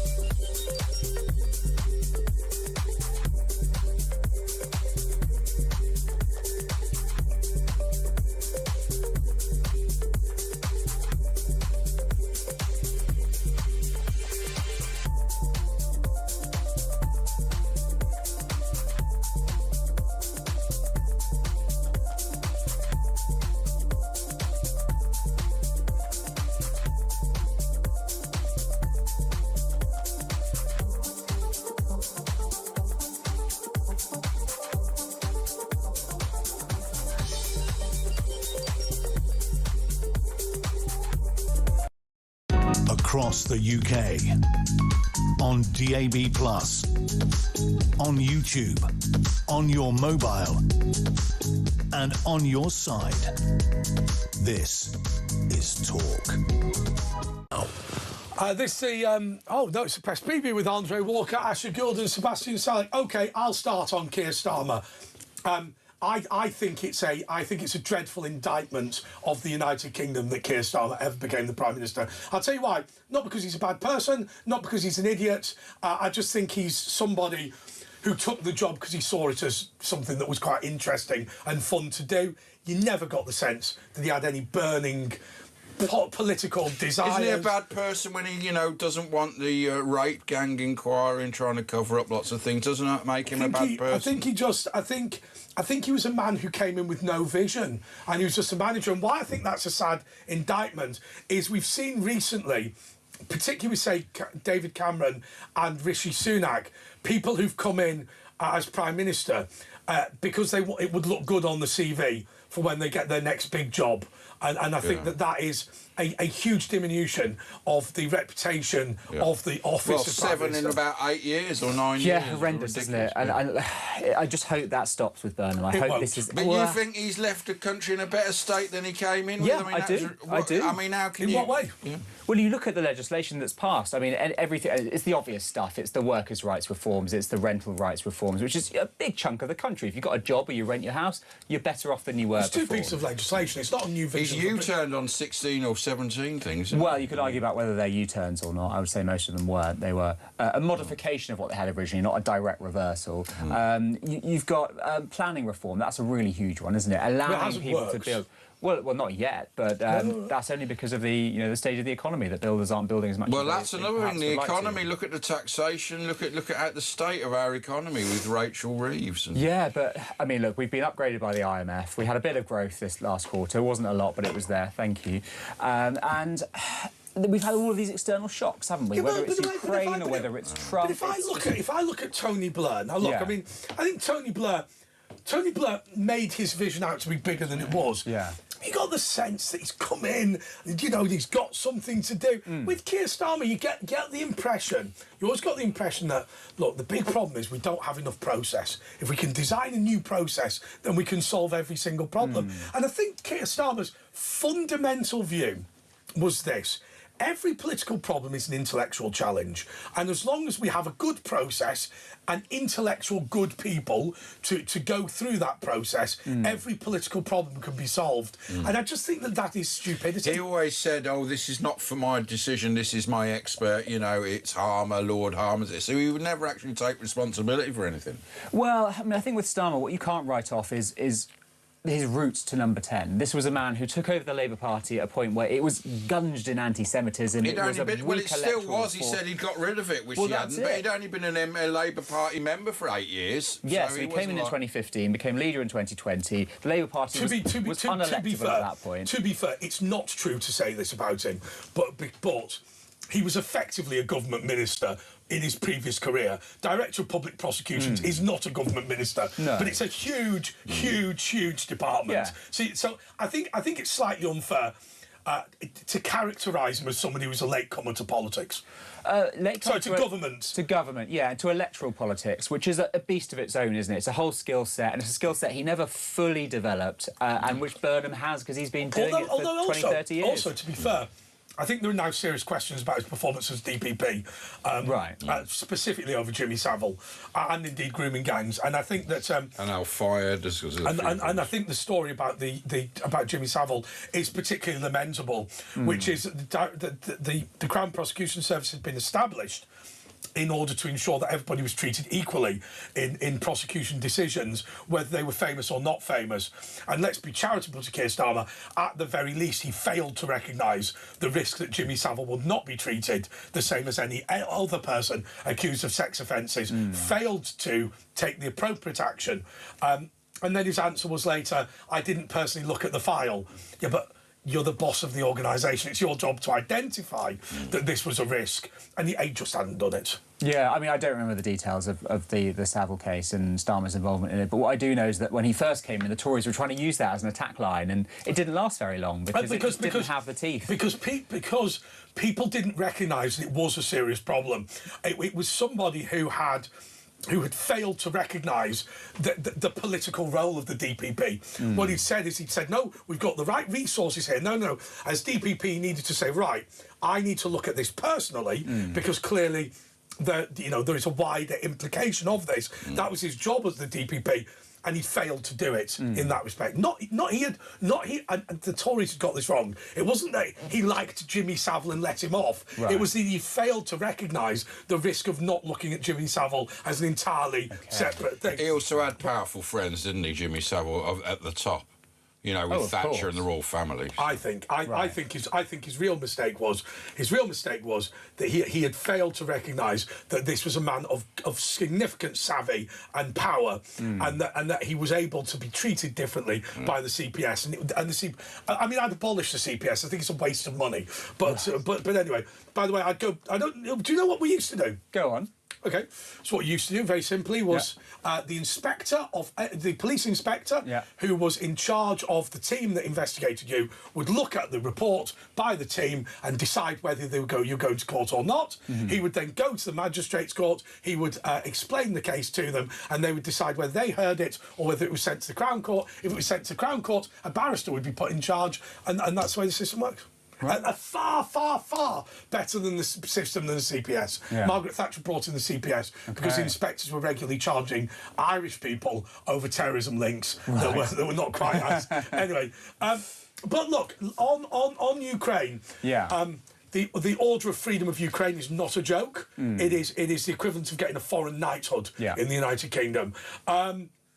Ukraine remains of the view that whether it's Labour or Conservative, Ukraine would not be alive without the United Kingdom. It's interesting. And we can be incredibly proud of that, I think. And look, any time a new government comes in, there are question marks over what they might stand for. We've got the same with Burnham again now. There is political uncertainty. But what has been a constant right from the start of the invasion to the present day is our support for Ukraine. And that came from Boris Johnson, didn't it? That came from Boris Johnson. He was very good on this. Yeah. Sunak was very good on this. Starmer was very good on this. And I think we can all be incredibly proud of that. Yeah, absolutely. And I think that they've all had the same policy, which is to say this. Be the first to give the British kit like Storm Shadow to the Ukrainians. Set out, if you like, the due diligence of that, which is you can't hit the Kremlin with it in general terms. And then go to Europe and probably America less so, but go to Europe and say, right, you now have to follow our lead. And that has been incredibly powerful. And when you look at, and I'm not having to go at the Germans here, it's just a fact of the way they're incredibly risk averse when it comes to military aid and indeed military purchases. Yeah, you can understand why. Exactly. They're now investing more than any other country building up. Had it not been for the British, what would have happened is the Germans' nervousness would have killed Ukraine stone dead. Not that Germany wanted to destroy Ukraine, but they were so risk averse. The time it would have taken for Germany to realise they should have supplied Ukraine, the EU would have fallen behind, and Ukraine would have been finished. Germany want to actually compete with America. They're investing so much into their military, and I'm sure that'll be fine, won't it?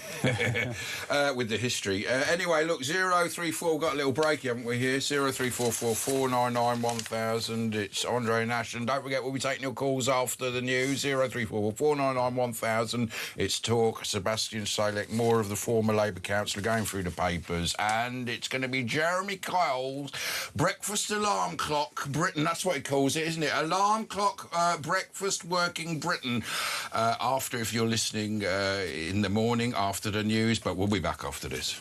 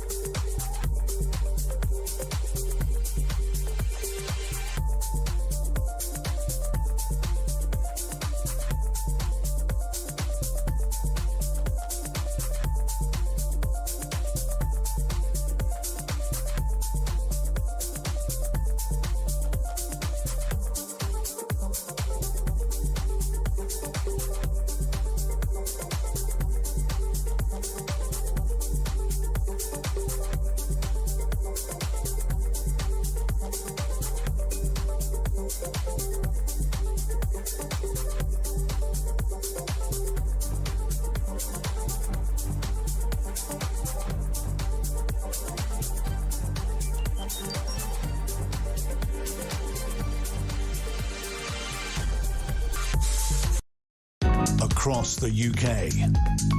On DAB+, on YouTube, on your mobile, and on your side. This is Talk. OK, this is Talk. This is the pay-per-view with Andre Walker, Asher Gould and Sebastian Saleh. Sebastian, I want to ask you this. We've got an England cap. Oh, the England cap. Oh, Let's have a look. Show the dog. There is an England cap. That's an old one, isn't it? Or is that because they're all like that? I remember Ray Parlour brought his FA Cup and the Premier League medal, and the Premier League medal, they're all gold, solid gold. Asprey, I think, was the FA Cup medal. It's beautiful, the old ones. That's England-Uruguay from 1964, so you get that, and they each get one for each game they play, so they'll have a load of caps. That's cool. I heard And that's why I say number of England caps. Yeah, so you get 100 caps in your house. Yeah. I heard an amazing thing Sounds a charity. about a World Cup somewhere in South America, and England was doing very badly, and apparently the manager phoned up the British government and said, "We've got a real problem. They've invented. They're all using better boots than us. We need to." And they said, "Right, well, we're going to have to try and make them some boots." So they got Dunlop tyres to make them. They're like rubber-soled shoes or something. And then Dunlop still make boots now, Dunlop don't they? Dunlop, I remember there was Fort Dunlop down in Birmingham. They used to. I want to ask you, Sebastian. Look, you know what? You want these people who are quite annoying in a respect because. You are a political person, but you try and be quite nice and conciliatory, don't you? I'm lovely. I was well raised. Yeah, but behind the scenes, yeah. All right, now, I'm going to tell you my view on Sadiq Khan. You're going to tell me I'm wrong. That sounds about right. Go on. One would assume. Let's hear. I think that there are people the vast majority of people in politics are fundamentally good people. I like this. I like this, this honourable gentleman or honourable lady concept, which is you can be completely wrong and well-meaning, and probably that's what you are. And actually, you need this clash and debate between people to find out what the right course of action are. But there are some people who are in politics because they love hatred and division. And I believe that Sadiq Khan is one of those people. So he's one of this very small number of people in politics that I would say is in it because he's a bad person. But this peerage means he will never be the British Prime Minister. So I think a lot of the attacks on him will now disappear because I think there were genuine concerns about him actually becoming Prime Minister. That's a very fair analysis, that last part at least, because I think there were people who were concerned about that. And there was a time when he was making noises. Remember, he was doing stuff with Yorkshire and you got the sense that he was trying to make a pitch for the country. Now, it turned out another Metro Mayor has taken up that mantle instead. But look, I think he's the opposite of a man who loves hatred. He's a man who brings people together. There's only so much you can do as Mayor of London. Your powers are limited. And so a big part of it is the PR job you do, the message you send to the world. But I got the impression with things like the actions in Bromley, with attempts to demonise people, with the unwillingness to engage in anything to do with the grooming gangs that he sought, and you got a sense of the grooming gang thing that he sought to weaponise it in order to accuse his political opponents of racism. I think he's a shit. I really do. I think you have to look at the context with Sadiq Khan is that he's a Muslim mayor and he's had a lot of stick for that, and he faces a very different reality in politics than most of us ever would, and that is just the reality for him, and it's really, really hard. And so I can understand if he gets fed up when that is brought and that is used against him. But when he said on the grooming gangs that he didn't know what they were, well, first of all, he does know what they are, and secondly, there have been no cases in London of grooming gangs. There have in Stratford. So that's simply untrue. When he gave details about how he would improve Bromley's air quality with this extended ULEZ or whatever it was. It was just so full of lies that it seemed... You don't care about air quality. Look at the tube, the amount of particles. But air quality's fallen, hasn't it? 99% of the testing stations in not London in the tube. It's poisonous. No, but air quality, it's about but he doesn't really care about what you breathe in, really. I wonder though. My younger brother has bought a very, very nice barn in Cheshire that's relatively near the M6. Now, normally you'd go, oh my God, That's a house up north of Barnet as well. it's going to be, it's going to be quite noisy, and it's going to be quite polluted. And I think 20 years ago that was probably true. But what with the proliferation of electric cars and the reduction of diesel, actually increasingly, it's pretty quiet now. But I think it will have no pollution and no. It's like the ULEZ on the whole of London was irrelevant to the air quality in the outer suburbs. I think, if I've got to be honest with you, they are better. I think a lot of the reduction, a lot of the air quality, I think is related to electric cars, if I'm being totally honest, and efficiency of engines and getting rid of diesel. Not, I mean, Sadiq Khan could probably say, well, my ULEZ scheme favours those vehicles, and that may have encouraged their purchase. But I'm not that convinced. But that's the whole point of it, wasn't it? It was to get people to get rid of their older, more emitting Poor cars people who can't afford buy it. something new. Rich people, no problem for them. You can get a ULEZ car for £500 second hand. I know people who've done that, so it's not necessarily out of reach. And what about the whole situation between Sadiq Khan and Ukraine, which is rarely talked about, where he was ordered all the ULEZ vehicles that he took off the road because there was a scheme, wasn't there? He wouldn't swap. Ukraine asked for them. Right. Sadiq Khan wanted them scrapped. Okay. The government wanted them sent to Ukraine, and they've never been sent. Sadiq Khan has pledged that he would do it, and then didn't do it. And I felt that was. I mean, I get there are going to be greenies out there who go, yeah, but we wanted to take the cars off the road, and now you send them to Ukraine. And I would have said, well, yeah, but they're not going to last very long in Ukraine, and they are in desperate need of resources. Because at the end of the day, the reason Ukraine runs out of cars is to get hit with things, right? So I think that's legitimate. I thought that was once again not very nice. So that's news to me. I'm afraid I didn't know anything about that. But I think it's fair enough to send them to Ukraine. It's a war zone. They need all the help they can get. But, no, I don't know anything about that. Do you know, I got an Uber the other day, and the guy had a Hyundai. He said, I've been driving it 3 years, done 140,000 miles in it, and I haven't had to replace anything apart from tyres. Wow. Not even brakes, because you use this start-stop on the accelerators. He hasn't even had to replace. So literally 140,000 miles, he's not had to replace anything apart from the tyres, which is going to put garages out of business, isn't it? I mean, there's only about 5 moving parts in an electric car. Thing is, they are disposable, because after 5 years the battery's no good and you can't flog them because the battery's about 20 grand. Anyway, Andy Burnham... I think the interesting thing, I've always said of electric cars, I think sometimes we forced it out before the technology got there, but there's always an argument for putting the bad version out in order to improve it, right? Yeah. So, and who's going to buy them? Rich people. Yeah, absolutely.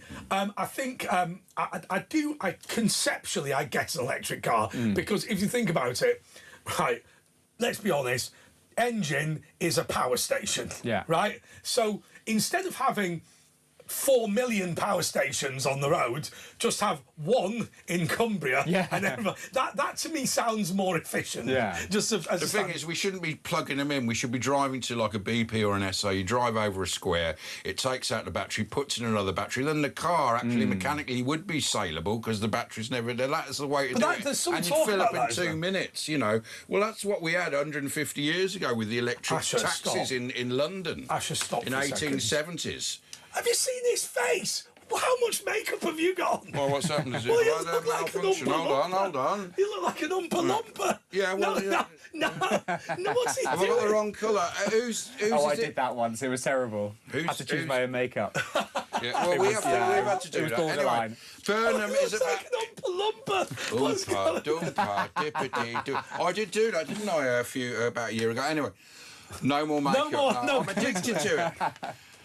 Yeah, it's true. I'll get accused of. Anyway, Andy Burnham, Prime Minister in 72 hours. The coronation. Is there going to be a coronation process? Starmer will address the nation in a final speech from outside Downing Street on Monday morning, and then see the King to resign. Shortly after, Burnham will arrive with his new team and start work as the UK's next Prime Minister. The 6th in 10 years. Unions and Labour MPs propel him to power. Starmer will be the shortest-serving Labour PM in history. At all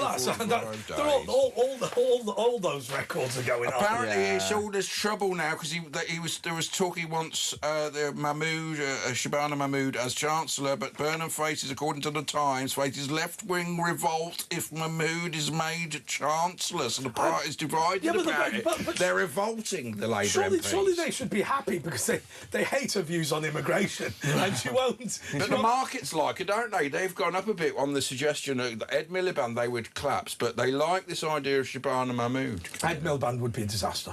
Yeah. Well, whether he would or not, that's the perception, and that's what matters. Yeah. Because at the end of the day, the markets affect all of our costs, all of our outgoings. The problem you've got with Ed Miliband, whether you like it or not, he's an extremist when it comes to the green agenda. And I thought, was it Unite the Union who said, look, you know, if he got in as Chancellor, he would prioritise green over jobs, over investment, over the economy, and he would just kill the whole thing. I don't know that he politically could do that. As your job as Chancellor isn't to prioritise the environment, it's to prioritise people's pockets. Yeah, but he's in that sort of world of his own, isn't he? An ideological, you know, I mean, look at him, he's not rational, the man. I mean, he doesn't look rational, does he? No. Although, as I said earlier in the show, he ate a bacon sandwich with more gusto than any other Jewish person I've ever seen. Wow, at least he can say that. At least he can say that. And he paid the price. Yeah. He paid the price. God punished you. Sorry. God punished you for having bacon. He did it better than any other Jewish person I've seen have a go. I've seen a lot of Jews eat bacon really, you know, professionally. As if they've been doing professional it for years, bacon. Yeah. If you're Jewish and listening to breakfast, you know, and you got videos of yourself eating bacon, send it and see if you can do better than Miliband. Anyway, breakfast alarm clock, egg time of Britain. Jeremy Kyle is coming up next. Stay tuned. He's coming up next. And there he is.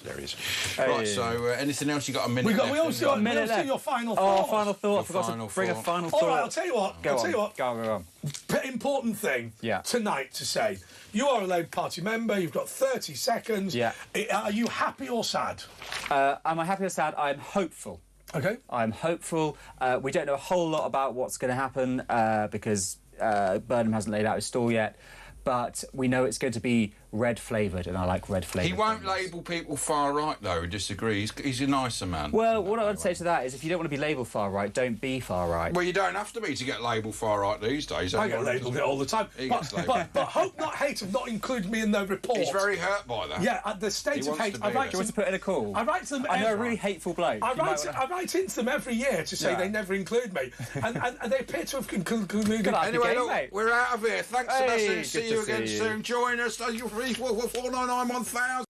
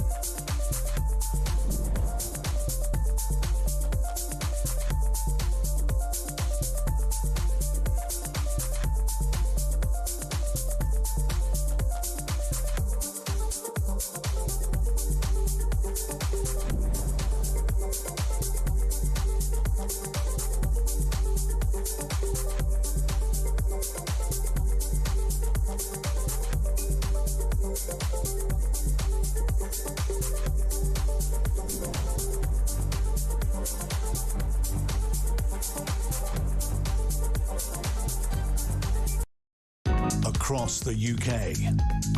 On DAB+, on YouTube, on your mobile, and on your side. This is Talk.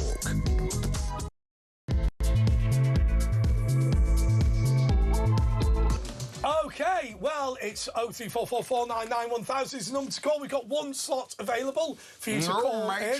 For you to call in, the old ones are the best. For you to call in and get in touch. So you can talk. Heather's trying to fill our slot. You can say, hang up, Heather. We don't want you in our slot at the moment. So you can talk to us about anything. Gabriel Anderson is here. You're the Talk Sports producer, and you're a political sport pundit. And the amazing thing is, you went to university at Wembley Stadium. I did. That is great, isn't it? What do you mean? What is it? Middlesex? I mean, we did this last time. Wembley. We was on, yeah, no, we did. We can do it again. I wasn't here. We can do it again. That's what I told you. So you went. What's that course? It was my sports journalism course. So it was based in Wembley Stadium. UCFB is the title of the university. University College of Football Business. And you can do literally any sports degree that you can think of, and I did sports journalism. I worked at Wembley Stadium for one night. I was apparently one of the shortest members of staff. It was a Barbara Streisand gig, and then they had ice skating, like you know, the ice hockey game. And then they had to put the ice hockey off and put the seats back in for another Barbara Streisand. So I quit after a day because my mate said it was really easy. Anyway, we're talking about Thomas Tuchel. I did a little video. I went out and spoke to members of the public. They were all not from England, which turned out all right actually because they spoke the truth. Shall we have a look? Yeah, press play on the video. Okay, we're here on, well, you can see we're on London Bridge. This is where William the Lionheart, Nelson, and all kinds of people, Elton John, they all lived on London Bridge. It's the centre of England. And so we're going to talk about England. Come on, let's just get my coffee first, though, because I left that. The barrier to protect us. Anyway, let's speak to this man. Should we sack our manager? Where are you from, Bart? You're not Argentinian. No, right, I'm not so Argentinian. You've got to beat Argentina, haven't you? Yeah, we are going to. You know, if you beat them, you get the Falkland Islands as well. You know that. We get what? You get the Malvinas. You get that as part of the. You get the World Cup and the Falkland Islands. Will you know it? You know, there's oil down there. The manager of England. Should we sack him? I think yes, he did a bad job yesterday. But he made one big mistake. He was good apart from that, wasn't he? Well, but you think nevertheless you only get one chance in this business, isn't it? He got to the semi-finals, so maybe. He's had a good run, like Bullseye, Bus Pharaoh. He's had a good run, and now he can go and we get someone else. Should we only get an Englishman? He was German. Maybe he wanted us to lose. Maybe he didn't want us to win. I think it's better to get one from your people than one German. Yeah, well, we haven't got anyone, though, apart from Sam Allardyce, who's like the Donald Trump of football management. Do you think he should go, Thomas Tuchel? No, I think... Why, you didn't give him another go? I think give him the Euros. He's got the yeah, I think you're right. It's not his fault, is it? The team, we're not good enough. We overblow ourselves, don't we? We're not as good as them. We tried his best, you know. Yeah. He tried his best. We had loads of injuries as well. Like, Saka wasn't fully fit, neither was Rice. So. And he didn't bring a lot of the good players, did he? Phil Foden and, you know. That's true. Yeah. We needed more creationism.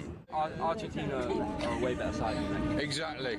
And people say, "Oh, we're not in the same league, and we haven't been for years, have we? We're decades behind Spain, France, all the last four. I wouldn't say we're better. I'd say our team on paper. Really? Do you think that? You see, I think that's where we go wrong. We overblow. I don't think we're as better than Argentina the whole game. It's only until we start playing 5 at the back. We have a more hyped team, don't we, because of the Premier League? But I think actually, when you look at the consummate professionalism of the Argentinians and the French and the way they knock it around, we can't really. What were you going to say? On our day, we have the flair, but I think we can. I just think he got it wrong. Like first half, it was even. It was very even. Yeah. And then when we switched to 5 at the back, after we were 1-0 up, we just rolled it. Yeah. All right, thanks. Thanks, guys. Thank you. Kids these days, what do you know? What do they know about? You'll learn. Should we sack our manager? Which manager? The football, England football. Yeah, he should. He lost. That's it, isn't it? Yeah, he lost. That's it. No more chances. Yeah, you see, this is how you got to think. Not like those soft people. They played well. England played well. No, not well enough. No. Not well enough. But in sports, you win or you lose. Well, that's our trouble. No, you've got to just win. Got to just win. No. Winning is everything. No. That's not a sportsmanship. Argentina don't think like that, do they? They go winning is everything, and then they go and win. But they have got a hatred for England as well. Yeah, but it works for them, doesn't it? Falkland, isn't it? Yeah, well, we've got the Falklands, though. Yeah, we did have the Falklands. Anyway, why are you here? You're not thinking of doing something silly, were you? Yeah, just nothing silly. I don't want to do suicide. No, don't. I think we saved a life here. I think we saved a life. I'm with Jamie O'Hara, who works with Cundy on the sports bar, 10 p.m. most nights, the All World Cup, and that's Emily, the editor behind the work away. So, Thomas Tuchel, should he be fired? Sacked. That it? You only had one chance. Sack it, get rid of him. Good man, that's what I agree. You can't have a big namby-pamby anymore. But go and mess about, and he showed he bowled it in the last few seconds, the last few minutes, and played probably for the whole of the second half. Rory Jennings here, centre told, and former nothing. Former nothing. Thomas Tuchel, sack you. Yeah, I'll back you for one more. I mean, you were sacking. Yeah, sacking now. Sacking before England need to play France and that. Never give him the job in the first. Never give him the job in the first place. No, he should be sacked. And if he was a man of any principle, he would offer his resignation. That's what I say. It's a bit like a general election. If you lose the, election, you normally go. Yeah. I'm from, the Neil Kinnock stage ones. Yeah, that's big. You normally go, don't you? There's no honour anymore. It was a disgraceful performance, and it was directly tracked to the manager. What his boy to do, he hasn't done. He was meant to be the manager. He was the guy for those 30 minutes against Argentina in the semi-final. That is the point of the appointment, and he completely pressed his self-destruct button. He's the reason England are out of the World Cup, and it's a travesty that he's still in the job. And this second, only gone before England even play against France. Anyway, yeah, so thanks for joining us. And we're going to be talking to someone about it after this piece. Yeah. So, from London Bridge, it's back to me and Andre in the studio. Thanks, man. Gabriel, so look, as I say, he's a big Villa fan. I'm not a big football fan. That said it all, didn't it? So he pressed self-destruct. Explain. Well, there's ways to win a game, obviously, but there's also ways to lose a game. And the reason why, people of, the TalkSport like of your Jamie O'Hara's and your Rory Jennings and the people of, this country is we scored and everybody was so happy. And naturally, you want to go get another one because you like to think England have, the quality. You want a cushion players. Well. You want a cushion. You want a 2-0 lead. So then if you do make that decision to, sit back and defend your lead... At least you've got two. You've got two, but we only have one. And... he essentially took off every single attacking threat that we had on the pitch. Why did he do that? Did he get the heebie-jeebies? I believe he did get the heebie-jeebies, and that's naturally what English managers do, unfortunately. He's German. You'd think he'd be cooler. And this is why people are, getting onto him even more, because he came into this job saying that, England have been scared to, Has he apologised for what he did? He actually doubled down. And he said, if given the chance, I would do it again, no problem. So just to be clear, there were concerns about England's defence throughout the competition, and so therefore what he did was he substituted the attacking players to strengthen the defence when they were only 1-0 up. Yeah. Yes, and I would say it wasn't... England have been, resolute in, games like Mexico and Norway, and fair enough. However, we weren't playing Mexico and Norway. We were playing the defending champions. We were playing potentially the best player that people have ever seen kick a football, Lionel Messi, and he had a part to play in both of the goals, funny enough. Well, let's face it, they're a better team than us. I wouldn't say they were. Because given the evidence of what the first half was and us getting the first goal, when we were actually going forward... But wasn't that them not being really up to scratch then? No, I feel like they just couldn't handle when they're up on their game. No, I don't think they could really handle what they were giving us. And when we sit back, then obviously you give them all the chances. Did we have enough creative players? Phil Foden. I'm thinking people that can cut through and then supply it to Bellingham. We had Harry Kane and Jude Bellingham throughout the whole tournament. To supply to them, to run through and give it to them. I thought Rashford yesterday when he came on, I thought we should have had him on. Half an hour earlier. Way earlier, absolutely. But it was bad management, wasn't it? But even then, the players that we had on the pitch, Gordon, who popped up for the goal, Morgan Rogers, who was, playing out of position in right wing, he did very well for what I thought. Jed Spence, even though he's a defender, going forwards and moving backwards, he had a great game. So I thought we had enough on the day to win the game. However, in-game decisions from the manager cost us. I see Ben Fletcher thought that England would definitely win. Yeah, because you don't listen to Benedict Fletcher, apart from when he's on after us. He's very, very good. So you're saying Tuchel out as well? I'm not. What? I'm not. It's all the younger people. You're too soft. You've been mollycoddled. I understand that the emotions are extremely high at the minute, and if people thought England were going to win, and when you're in the semi-finals, absolutely, you're allowed to dream, and when you lose, emotions are going to be high. But once I think people calm down, you know, the FA have given him a new contract, so that's going to be, you know, a little bit of a tricky one. Does he get £5 million a year? He gets something like that. So you can imagine the payout if they were about to, you know, let him go. And if we were being realistic, who else is just going to come in and take the England job that people are actually going to be happy about? There's not many names out there. The thing is, he slagged off Gareth I'll Southgate. take it, but I don't think people are having me. He slagged off Southgate for exactly what he, in the end, did himself. Absolutely, absolutely. Now, Gabriel, this is what I want to know.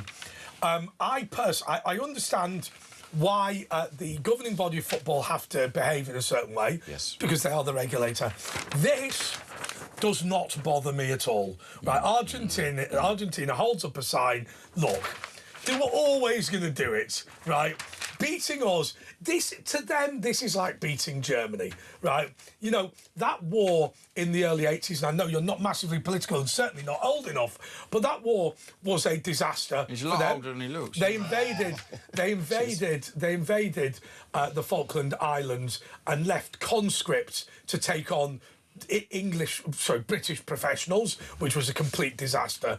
Including Ozzy Ardulas, the Spurs captain. But anyway, I say that, look, the Argentinians, in general, have been quite nice to us over the years. We've got this territorial dispute with them, and they beat us in the World Cup. I say they were always going to do it, and we shouldn't be snowflakes. I do say, personally, keep politics as much as you can out of sport and football in general, just because, you know, you'd want to talk about the events that happen in the game, and, you know, you want to highlight the emotions and everything that goes around it rather than dealing with stories like this, in my eyes. But see, I'm saying something slightly different. I'm saying, yeah, I agree with you, but I just don't care.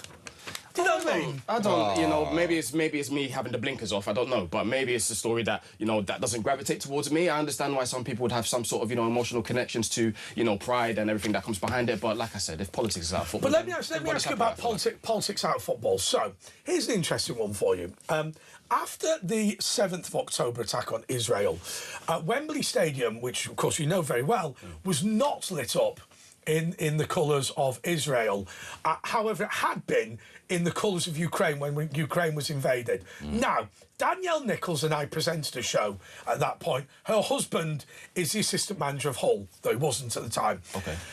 And she said she agreed with the decision not to put Israel's colours on Wembley, but that was because she had disagreed with putting Ukraine's colours on Wembley. And she said, we don't want to get into this whole whose colours go up when.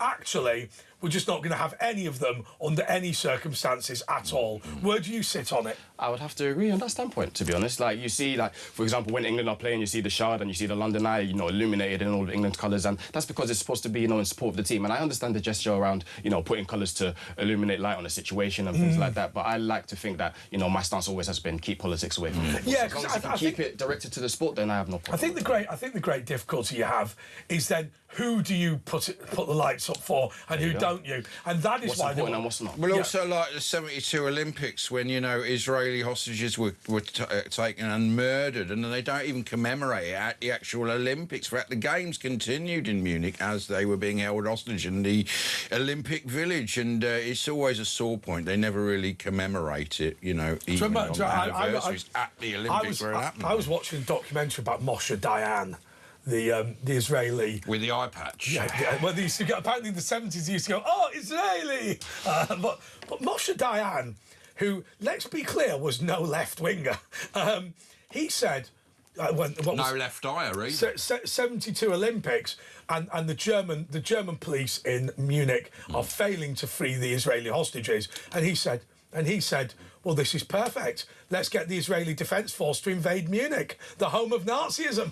And I thought, oh dear. I mean, can you imagine when they go right? And he said, look, you know, following the Holocaust, if we invade Germany, it's going to be absolutely fantastic. I like the boldness. I respect the boldness. So listen, let's go back to football, because that's why you're here. You don't want to talk about it. You're making them uneasy. We do the politics. We can do sport as well, better than actually talk sport. So don't worry about that.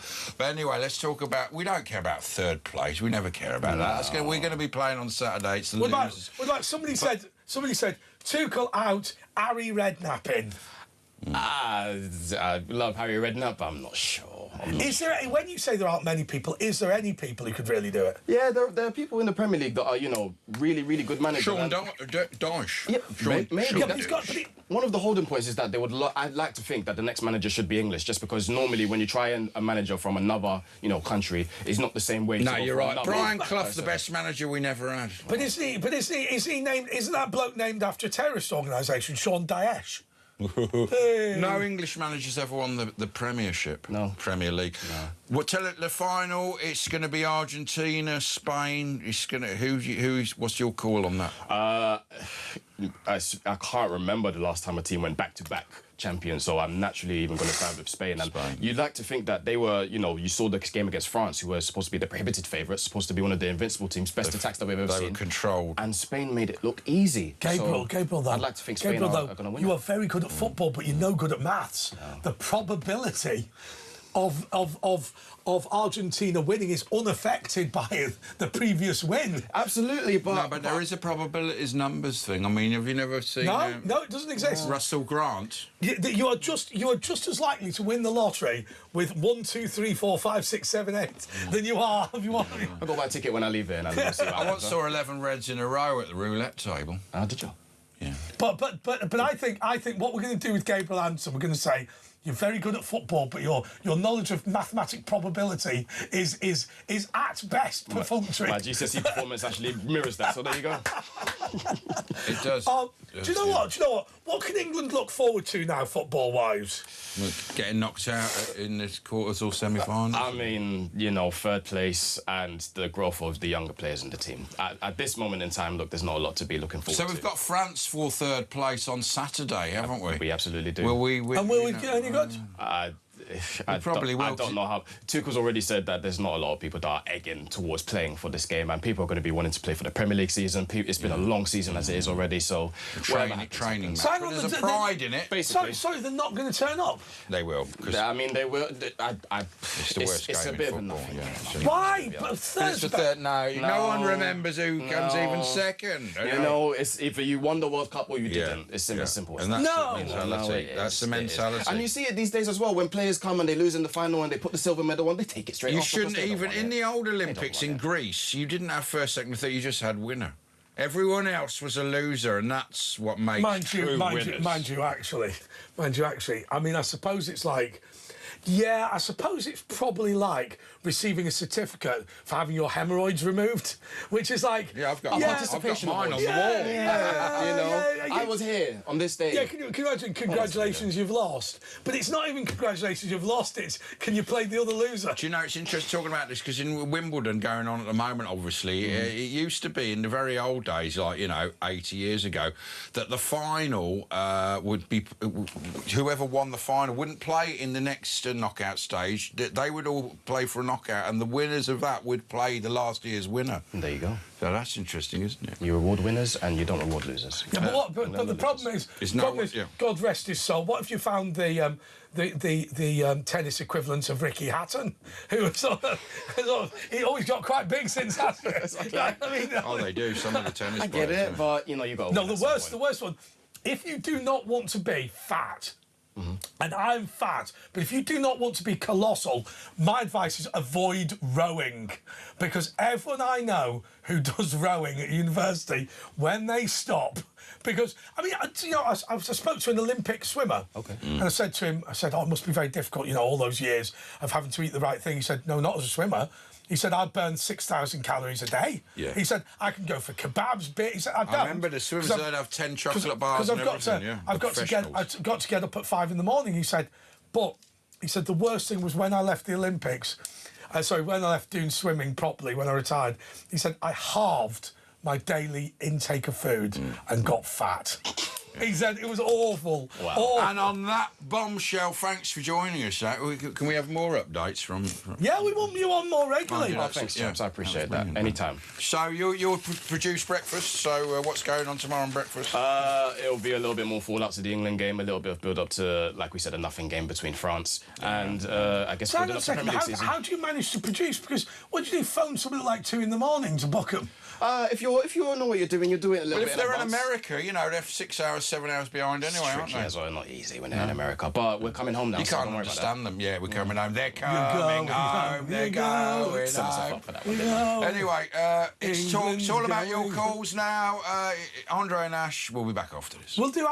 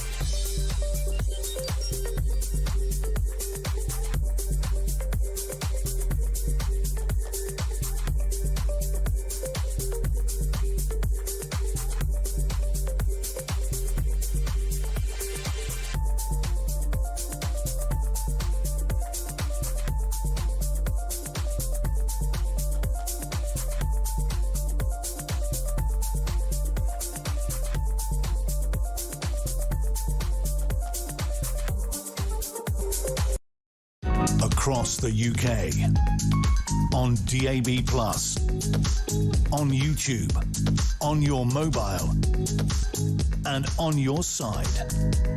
This is Talk. Right, yeah, it's Talk, Andre and Ash, and now it's Ask Ash. Is that on the right mic? I'm on the other mic. Andre's gone to. Oh, yeah, I'm only on that one. Yeah. Shall I put that one on then? Yeah. I'll put the other one on then. Yeah. Okay. This is Andre's mic. I don't know where. No, he's gone to the point person, the porcelain. But this point is Ask Ash. We've got to trail ahead, but I think we've got a few callers here. Let's start with Crystal in Halifax. Hi, Crystal. Good morning. Hi. How are you? I'm all right. Good. How are you, man? You got a sore throat, yeah? I do have a sore throat. I do apologise to all your listeners about that. I can't help that.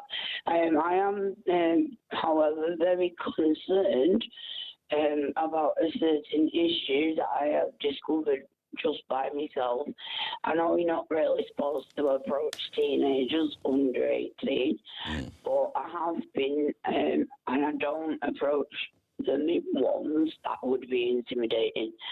2s and 3s, so they've got each other, so it's not intimidating. When I want to ask them, I stop them and ask them a question, and the question has been, and I've done this multiple times, I'm in Halifax, West Yorkshire, but I think this is probably the same across all schools. I have been asking our 15, 16, 17-year-old young people if they understand basics about drugs. In Halifax, West Yorkshire, we have a big problem in my eyes. It's rife, it's everywhere. And I would like to know what they're making our young people aware of in the curriculum, or just the teaching. What, so you give advice, or what did you tell them to stay away from, basically? Well, I'm just trying to gather the information. For instance, if somebody was to take the drug cocaine, that is a stimulant, and I've asked them, well, if you do lots of press-ups, your biceps are going to get bigger. Cocaine is a stimulant, the same as that. What happens to your heart? And can I ask, have you been taught that in school? That's going to then make your heart bigger, which will affect your blood pressure. If you've seen around here, because this is a deprived area and there are a few people in their, say, 40s who have walking sticks already and a limp, do you know what sort of... Well, they do their veins in, don't they, when they inject and things like that, you know, they really... it causes a lot of damage. But, I mean, what is the cause of it? Is it no hope? Have they got no hope? You know, they talk about the... I think I am angry and I'm writing to my MP in short time. I want a change here because I'm sure West Yorkshire is not the only place in England. It must be everywhere. But is it like white working class, like we hear the white working class really suffer, you know, educationally, they've been forgotten about. Is that who it's mainly happening to? I am actually totally in West Yorkshire. Yeah. That's what I can see. It is generally the white working class people who seem they've lost the way, there's no industry, they're not even looked after, they're forgotten about, they're told they're privileged, they're the most underprivileged. They don't get any help with anything, and they get kicked. They're not allowed to get certain jobs or training. So in the end, you know, you can see the problem, why the problems exist. Okay, I understand and totally agree with what you're saying, but I think we're talking about 30-year-olds. I'm talking about these 15, 16, 17-year-old young people in schools get taught at any point about what the drugs do to your body and your mind, where they are, what they should be looking out for, what the danger signs are, and none of them have a clue. I mean, just the word, you know, cavity lines. I could be talking French. They're not being taught. No, well, no, they're not going to learn that at school. I mean, if you hear about what they're learning at school, it's horrendous. But yeah, you're right, Crystal. It's all going to hell, and something needs to happen. Heather and Gavan, how can I help you? Ask Ash. I've been listening to Crystal. Sounds like Halifax is having a problem there. Well, she said, and she's right, it's happening everywhere, isn't it? All over. Yeah, it's true. It's like same up here in Scotland. Why did you had to move to Scotland? Why did you move up there? I mean, what happened? Right, because something bad happened that you had to move up. No, I didn't have a dentist. I didn't have no counselling, and they weren't looking after me. Was the GPs and Leeds. She just went for medical services. And a fresh new start, a new life. And a new dentist. She just moved up for a doctor and a dentist. I've got both. Both teeth. False teeth in my teeth bath in the bathroom. Beautiful a pair of teeth you've got. And plus I've got one at the top, one at the bottom as well. You've got what? GP. Counselling. Counselling, because I suffer with PTSD and severe mental illness. Okay, so you find better services up there. Of child abuse and and you have a better medical. Counselling has been helping me. Well, that's great, and so you weren't getting that down here, and you get it up there. Yeah, I'm getting it. Will you ever be a time when you can come back down again, or do you think you'll have to stay in Scotland? Well, for the rest of your life. I'm living in Scotland for the rest of my life now. This is my new life because... Sorry to hear that. One thing about now, I mean, living in Scotland, in Girvan, what Scotland... In Girvan. Girvan, is that what it's called? We've been getting... Hold on, is it Girvan? Girvan, yeah. Well, we've been saying Girvan, so it's Girvan. Girvan, Tell us about the history of Girvan. What is it famous for, the Girvan? The coast. We got Ilsa Craig on the coast, on the... yeah, but do you make anything? Coast. Do you not make anything that's famous, like a jumper, you know, one of them fisherman's jumpers, or a Harris tweed, or a haggis shortbread, or, you know, well, that's about it, isn't it? They make whiskey. I mean, that's everything. Tartan, yeah. Well, up here in Scotland, you have haggis. No, but Girvan specifically, in Girvan, what did you make? What's been invented there? We got Ilsa Craig is famous for. Do you know the curling? Yeah, the curling. Yeah. You invented curling up there. This curling, and then you use this brush to. No, I know what curling. Were they from Girvan? Those people. Yes. It's the one with the broomsticks and the island. That's what how the curling is made from. But dude, what they make the stones there? Yeah, it's natural stone. Oh, so they don't. That's fantastic. It's not really much use to the world, is it? Curling stones. Is there anything they do that's really useful for the world? We've got the countryside as well in Girvan. You didn't invent that. You didn't. That's just there. And come on, think. What have they invented in Girvan? Whiskey. Okay, 4x7. Let's go to Joss in Leeds. Jossie. Joss. Now then, Ash, how you doing? All right, man. Yeah, so I've just been wondering about the thing, like, Keir Starmer, said he's, left his country. I've left the country in a much better state than I mean, it was totally, like, gaslighting us. And you see that woman crying as well in the chamber? Embarrassing, man. Oh, was that his mum? Yeah, well, no, it wasn't, but it was some Labour MP going, oh, you've done so much and given so much. Yeah, it was like that. It was horrendous to see. And you know how we look at some Prime Minister and we go, oh, actually, he was all right. We're never going to think that about this bloke, are we?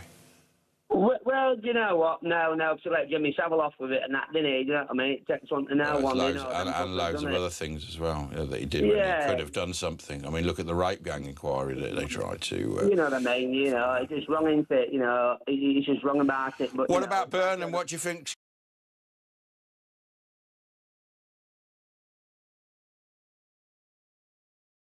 Misread in the year, but now it's all right. It's half people 12. in Parliament, they never change, do they? They all come from the same fucking same fault. Yeah, I know. But yeah, no, apologies, but it's late at night. You'll be all right.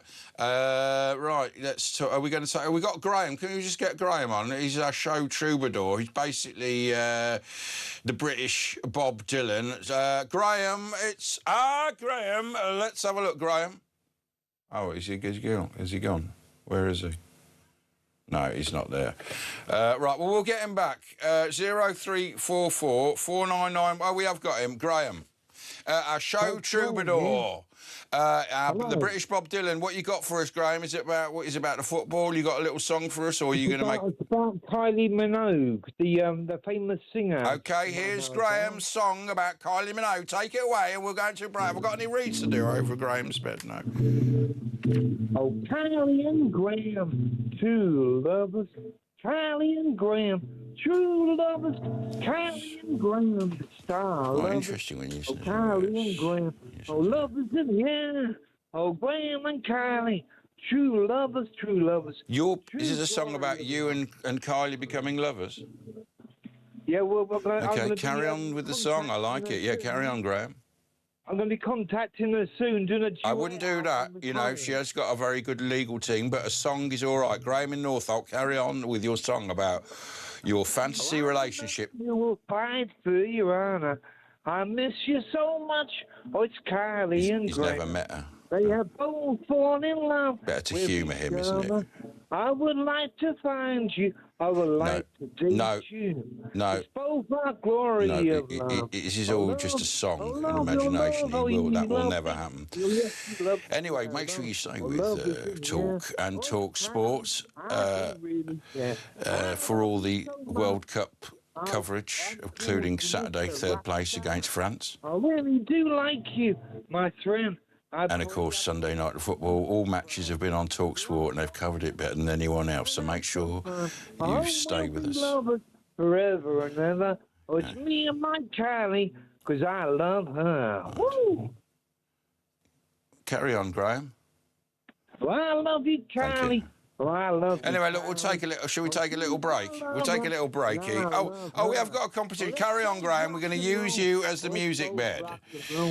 Oh, let's go rock and roll. Oh, me and Kylie. Unless you have been completely avoiding the telly, you'll know the World Cup is properly up and running now.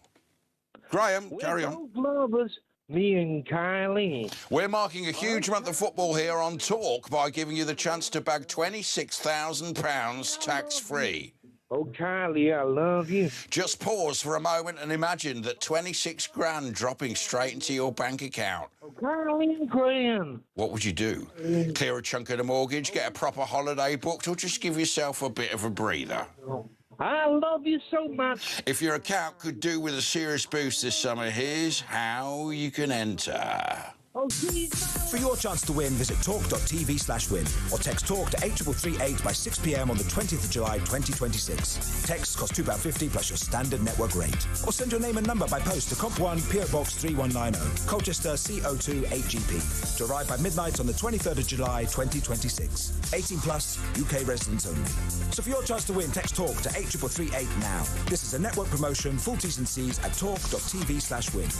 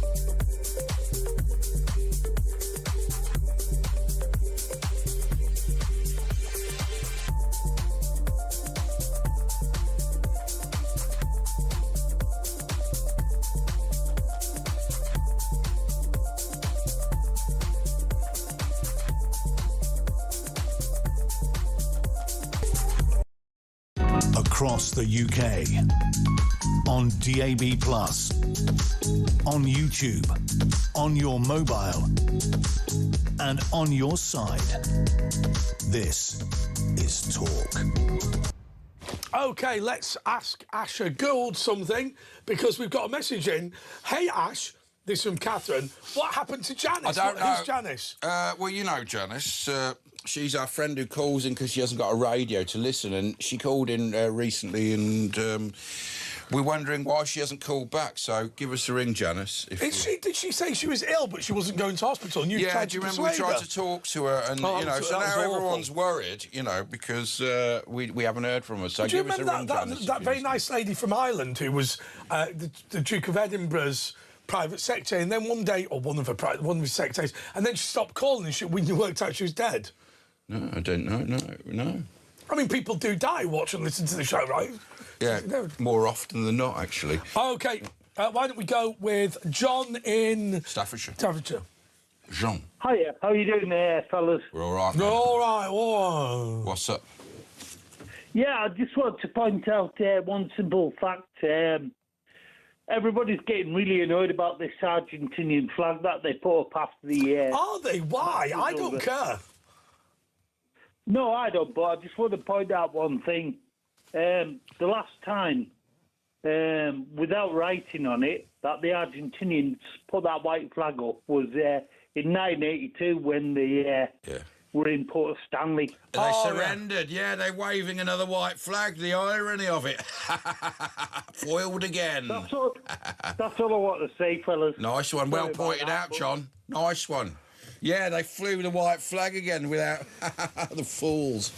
Anyway, let's go to Clara in Belfast.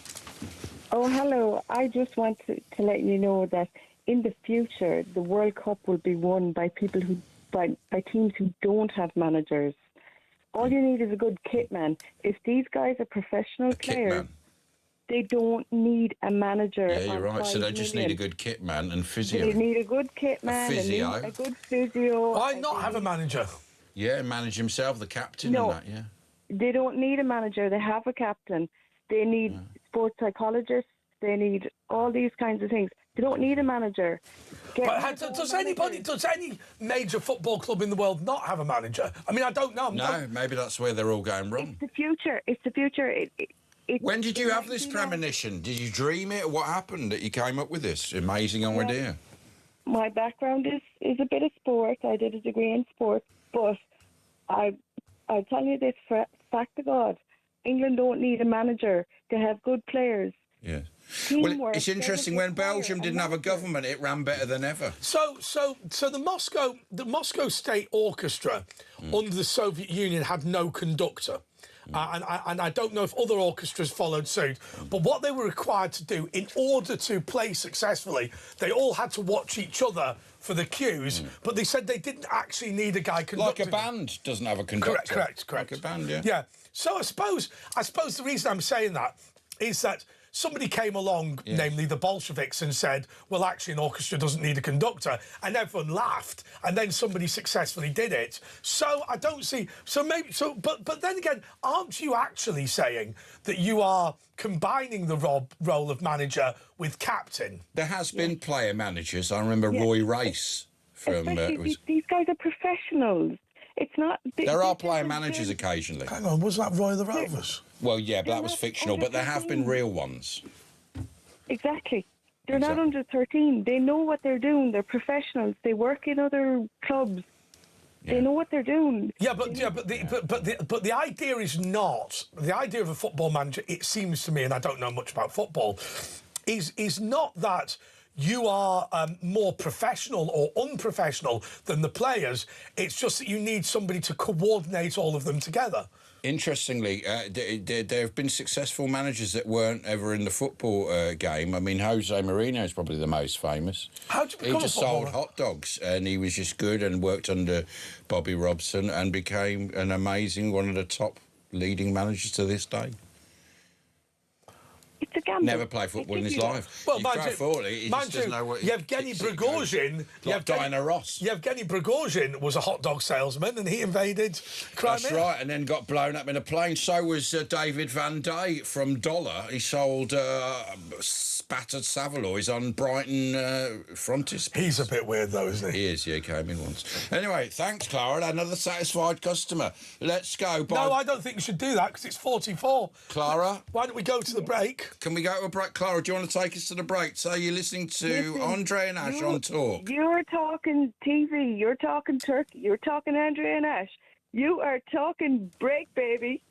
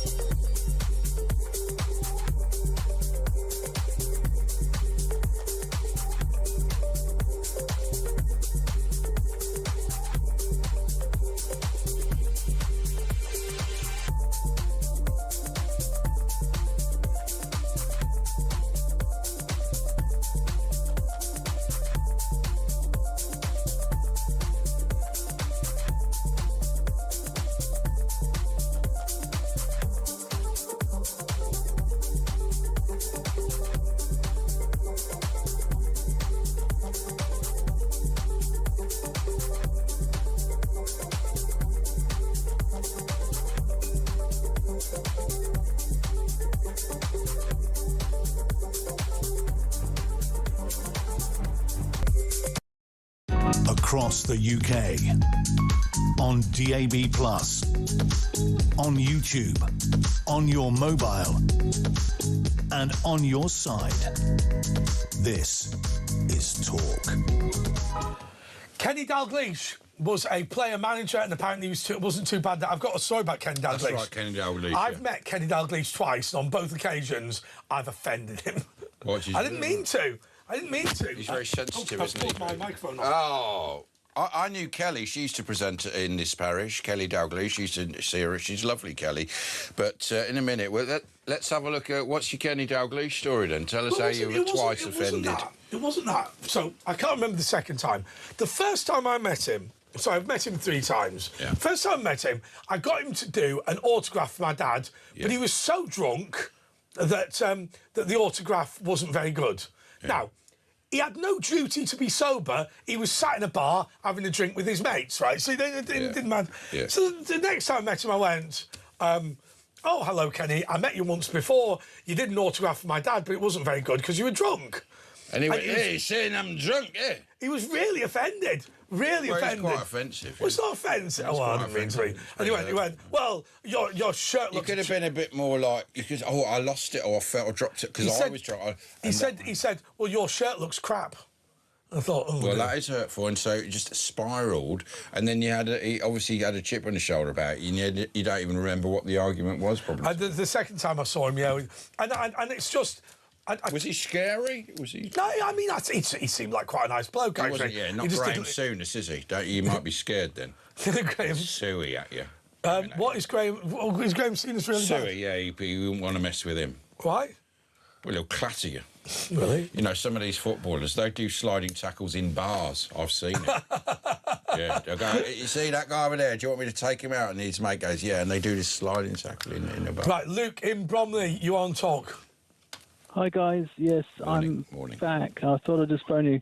I can talk about a negative of... It's 10 to 1 in the morning, Luke. We could have been asleep or anything. I mean, it's etiquette. You shouldn't really ring after 9:30 p.m, Luke. Anyway, carry on, sorry. Yeah, sure. Okay, well, I could talk about a good news story. Basically, my story I've got of Parkinson's and all that stuff. 3 weeks ago... That's not a good news story. No, but I had brain surgery 3 weeks ago, and they put a device in my head and chest. Oh, an electronic stimulator.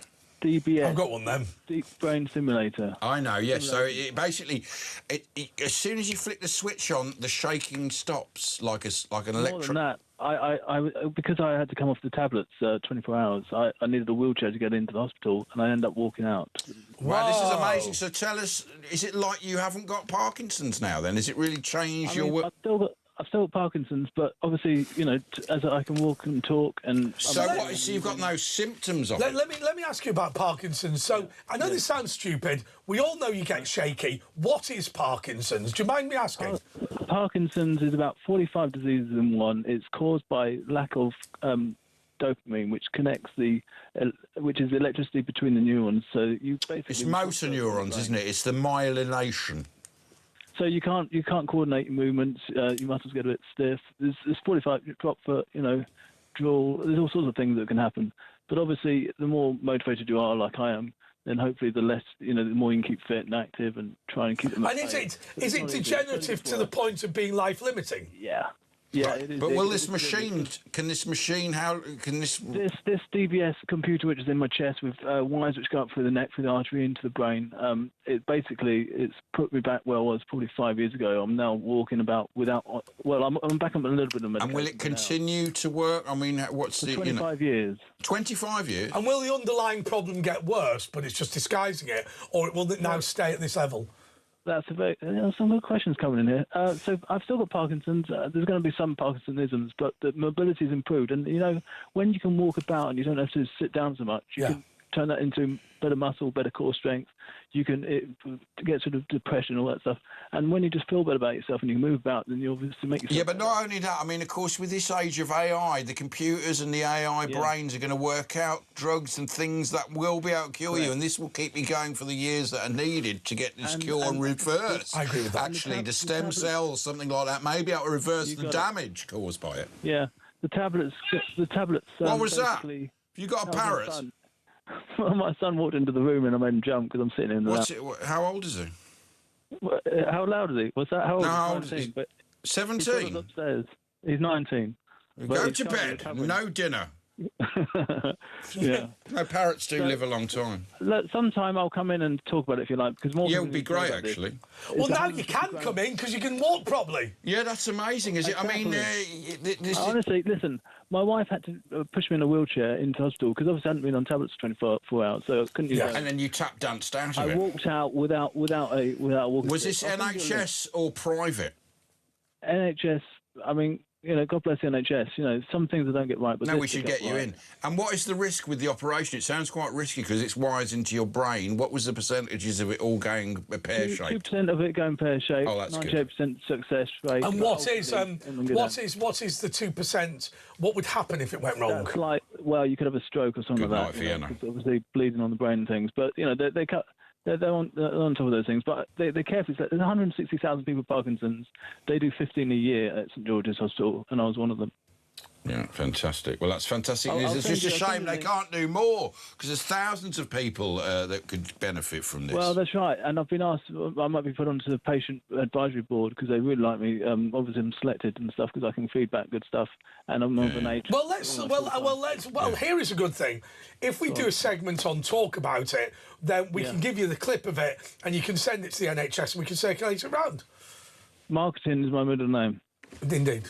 Is it Luke Marketing Bromley? Luke Marketing Bromley.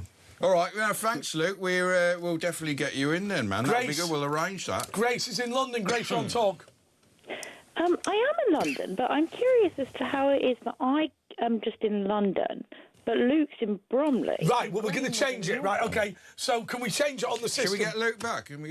Change it on the system right now. Where are you in London? Ealing. All right. Can we change it to Ealing right now? Wave to me. Ealing's not in Bromley. Yeah.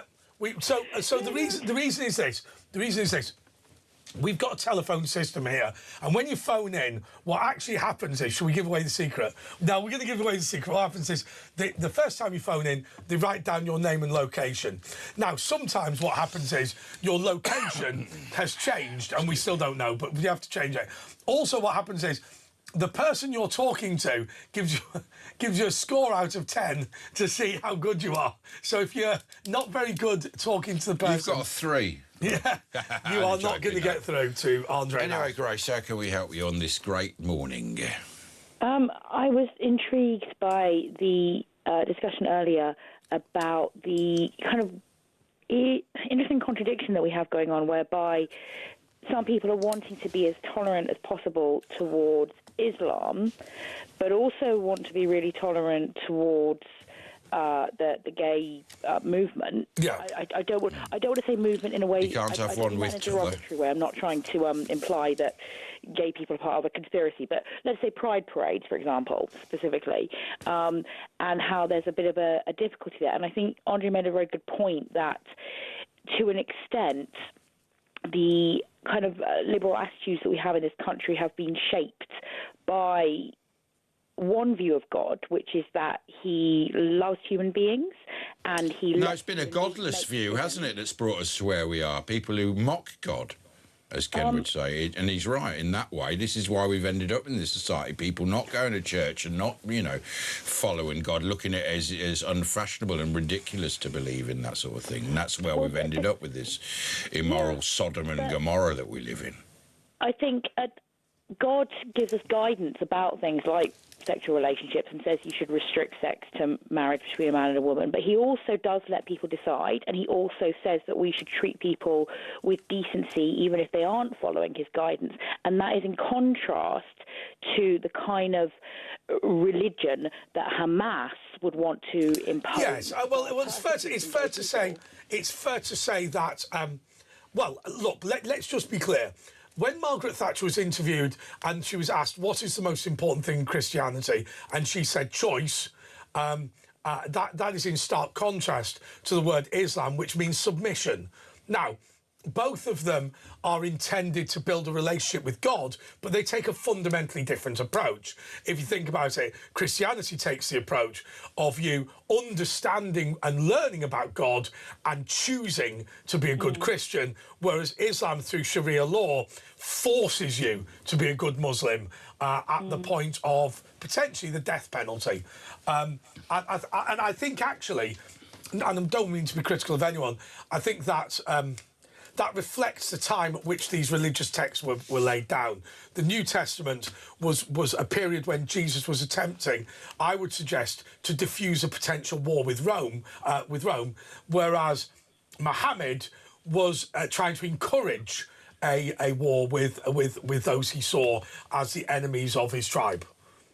Well, I mean, people sometimes say, all religions are the same. But if you look at the way that Jesus and Muhammad lived, they're so fundamentally different. Yes. And Muhammad sought to attain dominance and power through fighting, whereas Jesus said, no, don't fight, love your enemies. And even though he did that, and even though some of his early followers were killed, nevertheless, his movement... Well, but this is the thing that slightly irritates me, because violence begets violence. So if you commit violence, more violence. The big problem is with that concept, sometimes it's just completely unavoidable. And so I think the turn the other cheek thing, I would like to think, is an aspiration in some cases, because very simply, fairly obviously, if somebody's running up attempting to rape you, the idea that you would turn the other cheek is just ludicrous. No, you kick them between the legs. Exactly right. I think that I get what you're saying, and I also think it's obviously worth pointing out that although Muhammad was essentially a warlord and Hamas are evil, many people who are born into Islam are nevertheless fundamentally decent people who are themselves. Oh, sure. And I mean, look, the Sharia law is an attempt to get you to live a biblical life effectively. It's an update on the Bible. It's as I've always said about the Quran, it's obviously written from God by God. I've got no reason to dispute that, but it's fair to say that God's not the best writer we've ever seen. Almost, yeah. Well, let's not be rude, but it's quite ranty. It's a little bit all over the place. It lacks structure. I don't know. I don't know that I would presume... That was the style back then, wasn't it, Grace? That was the style. I don't know that I would presume the Quran to be written by God. I think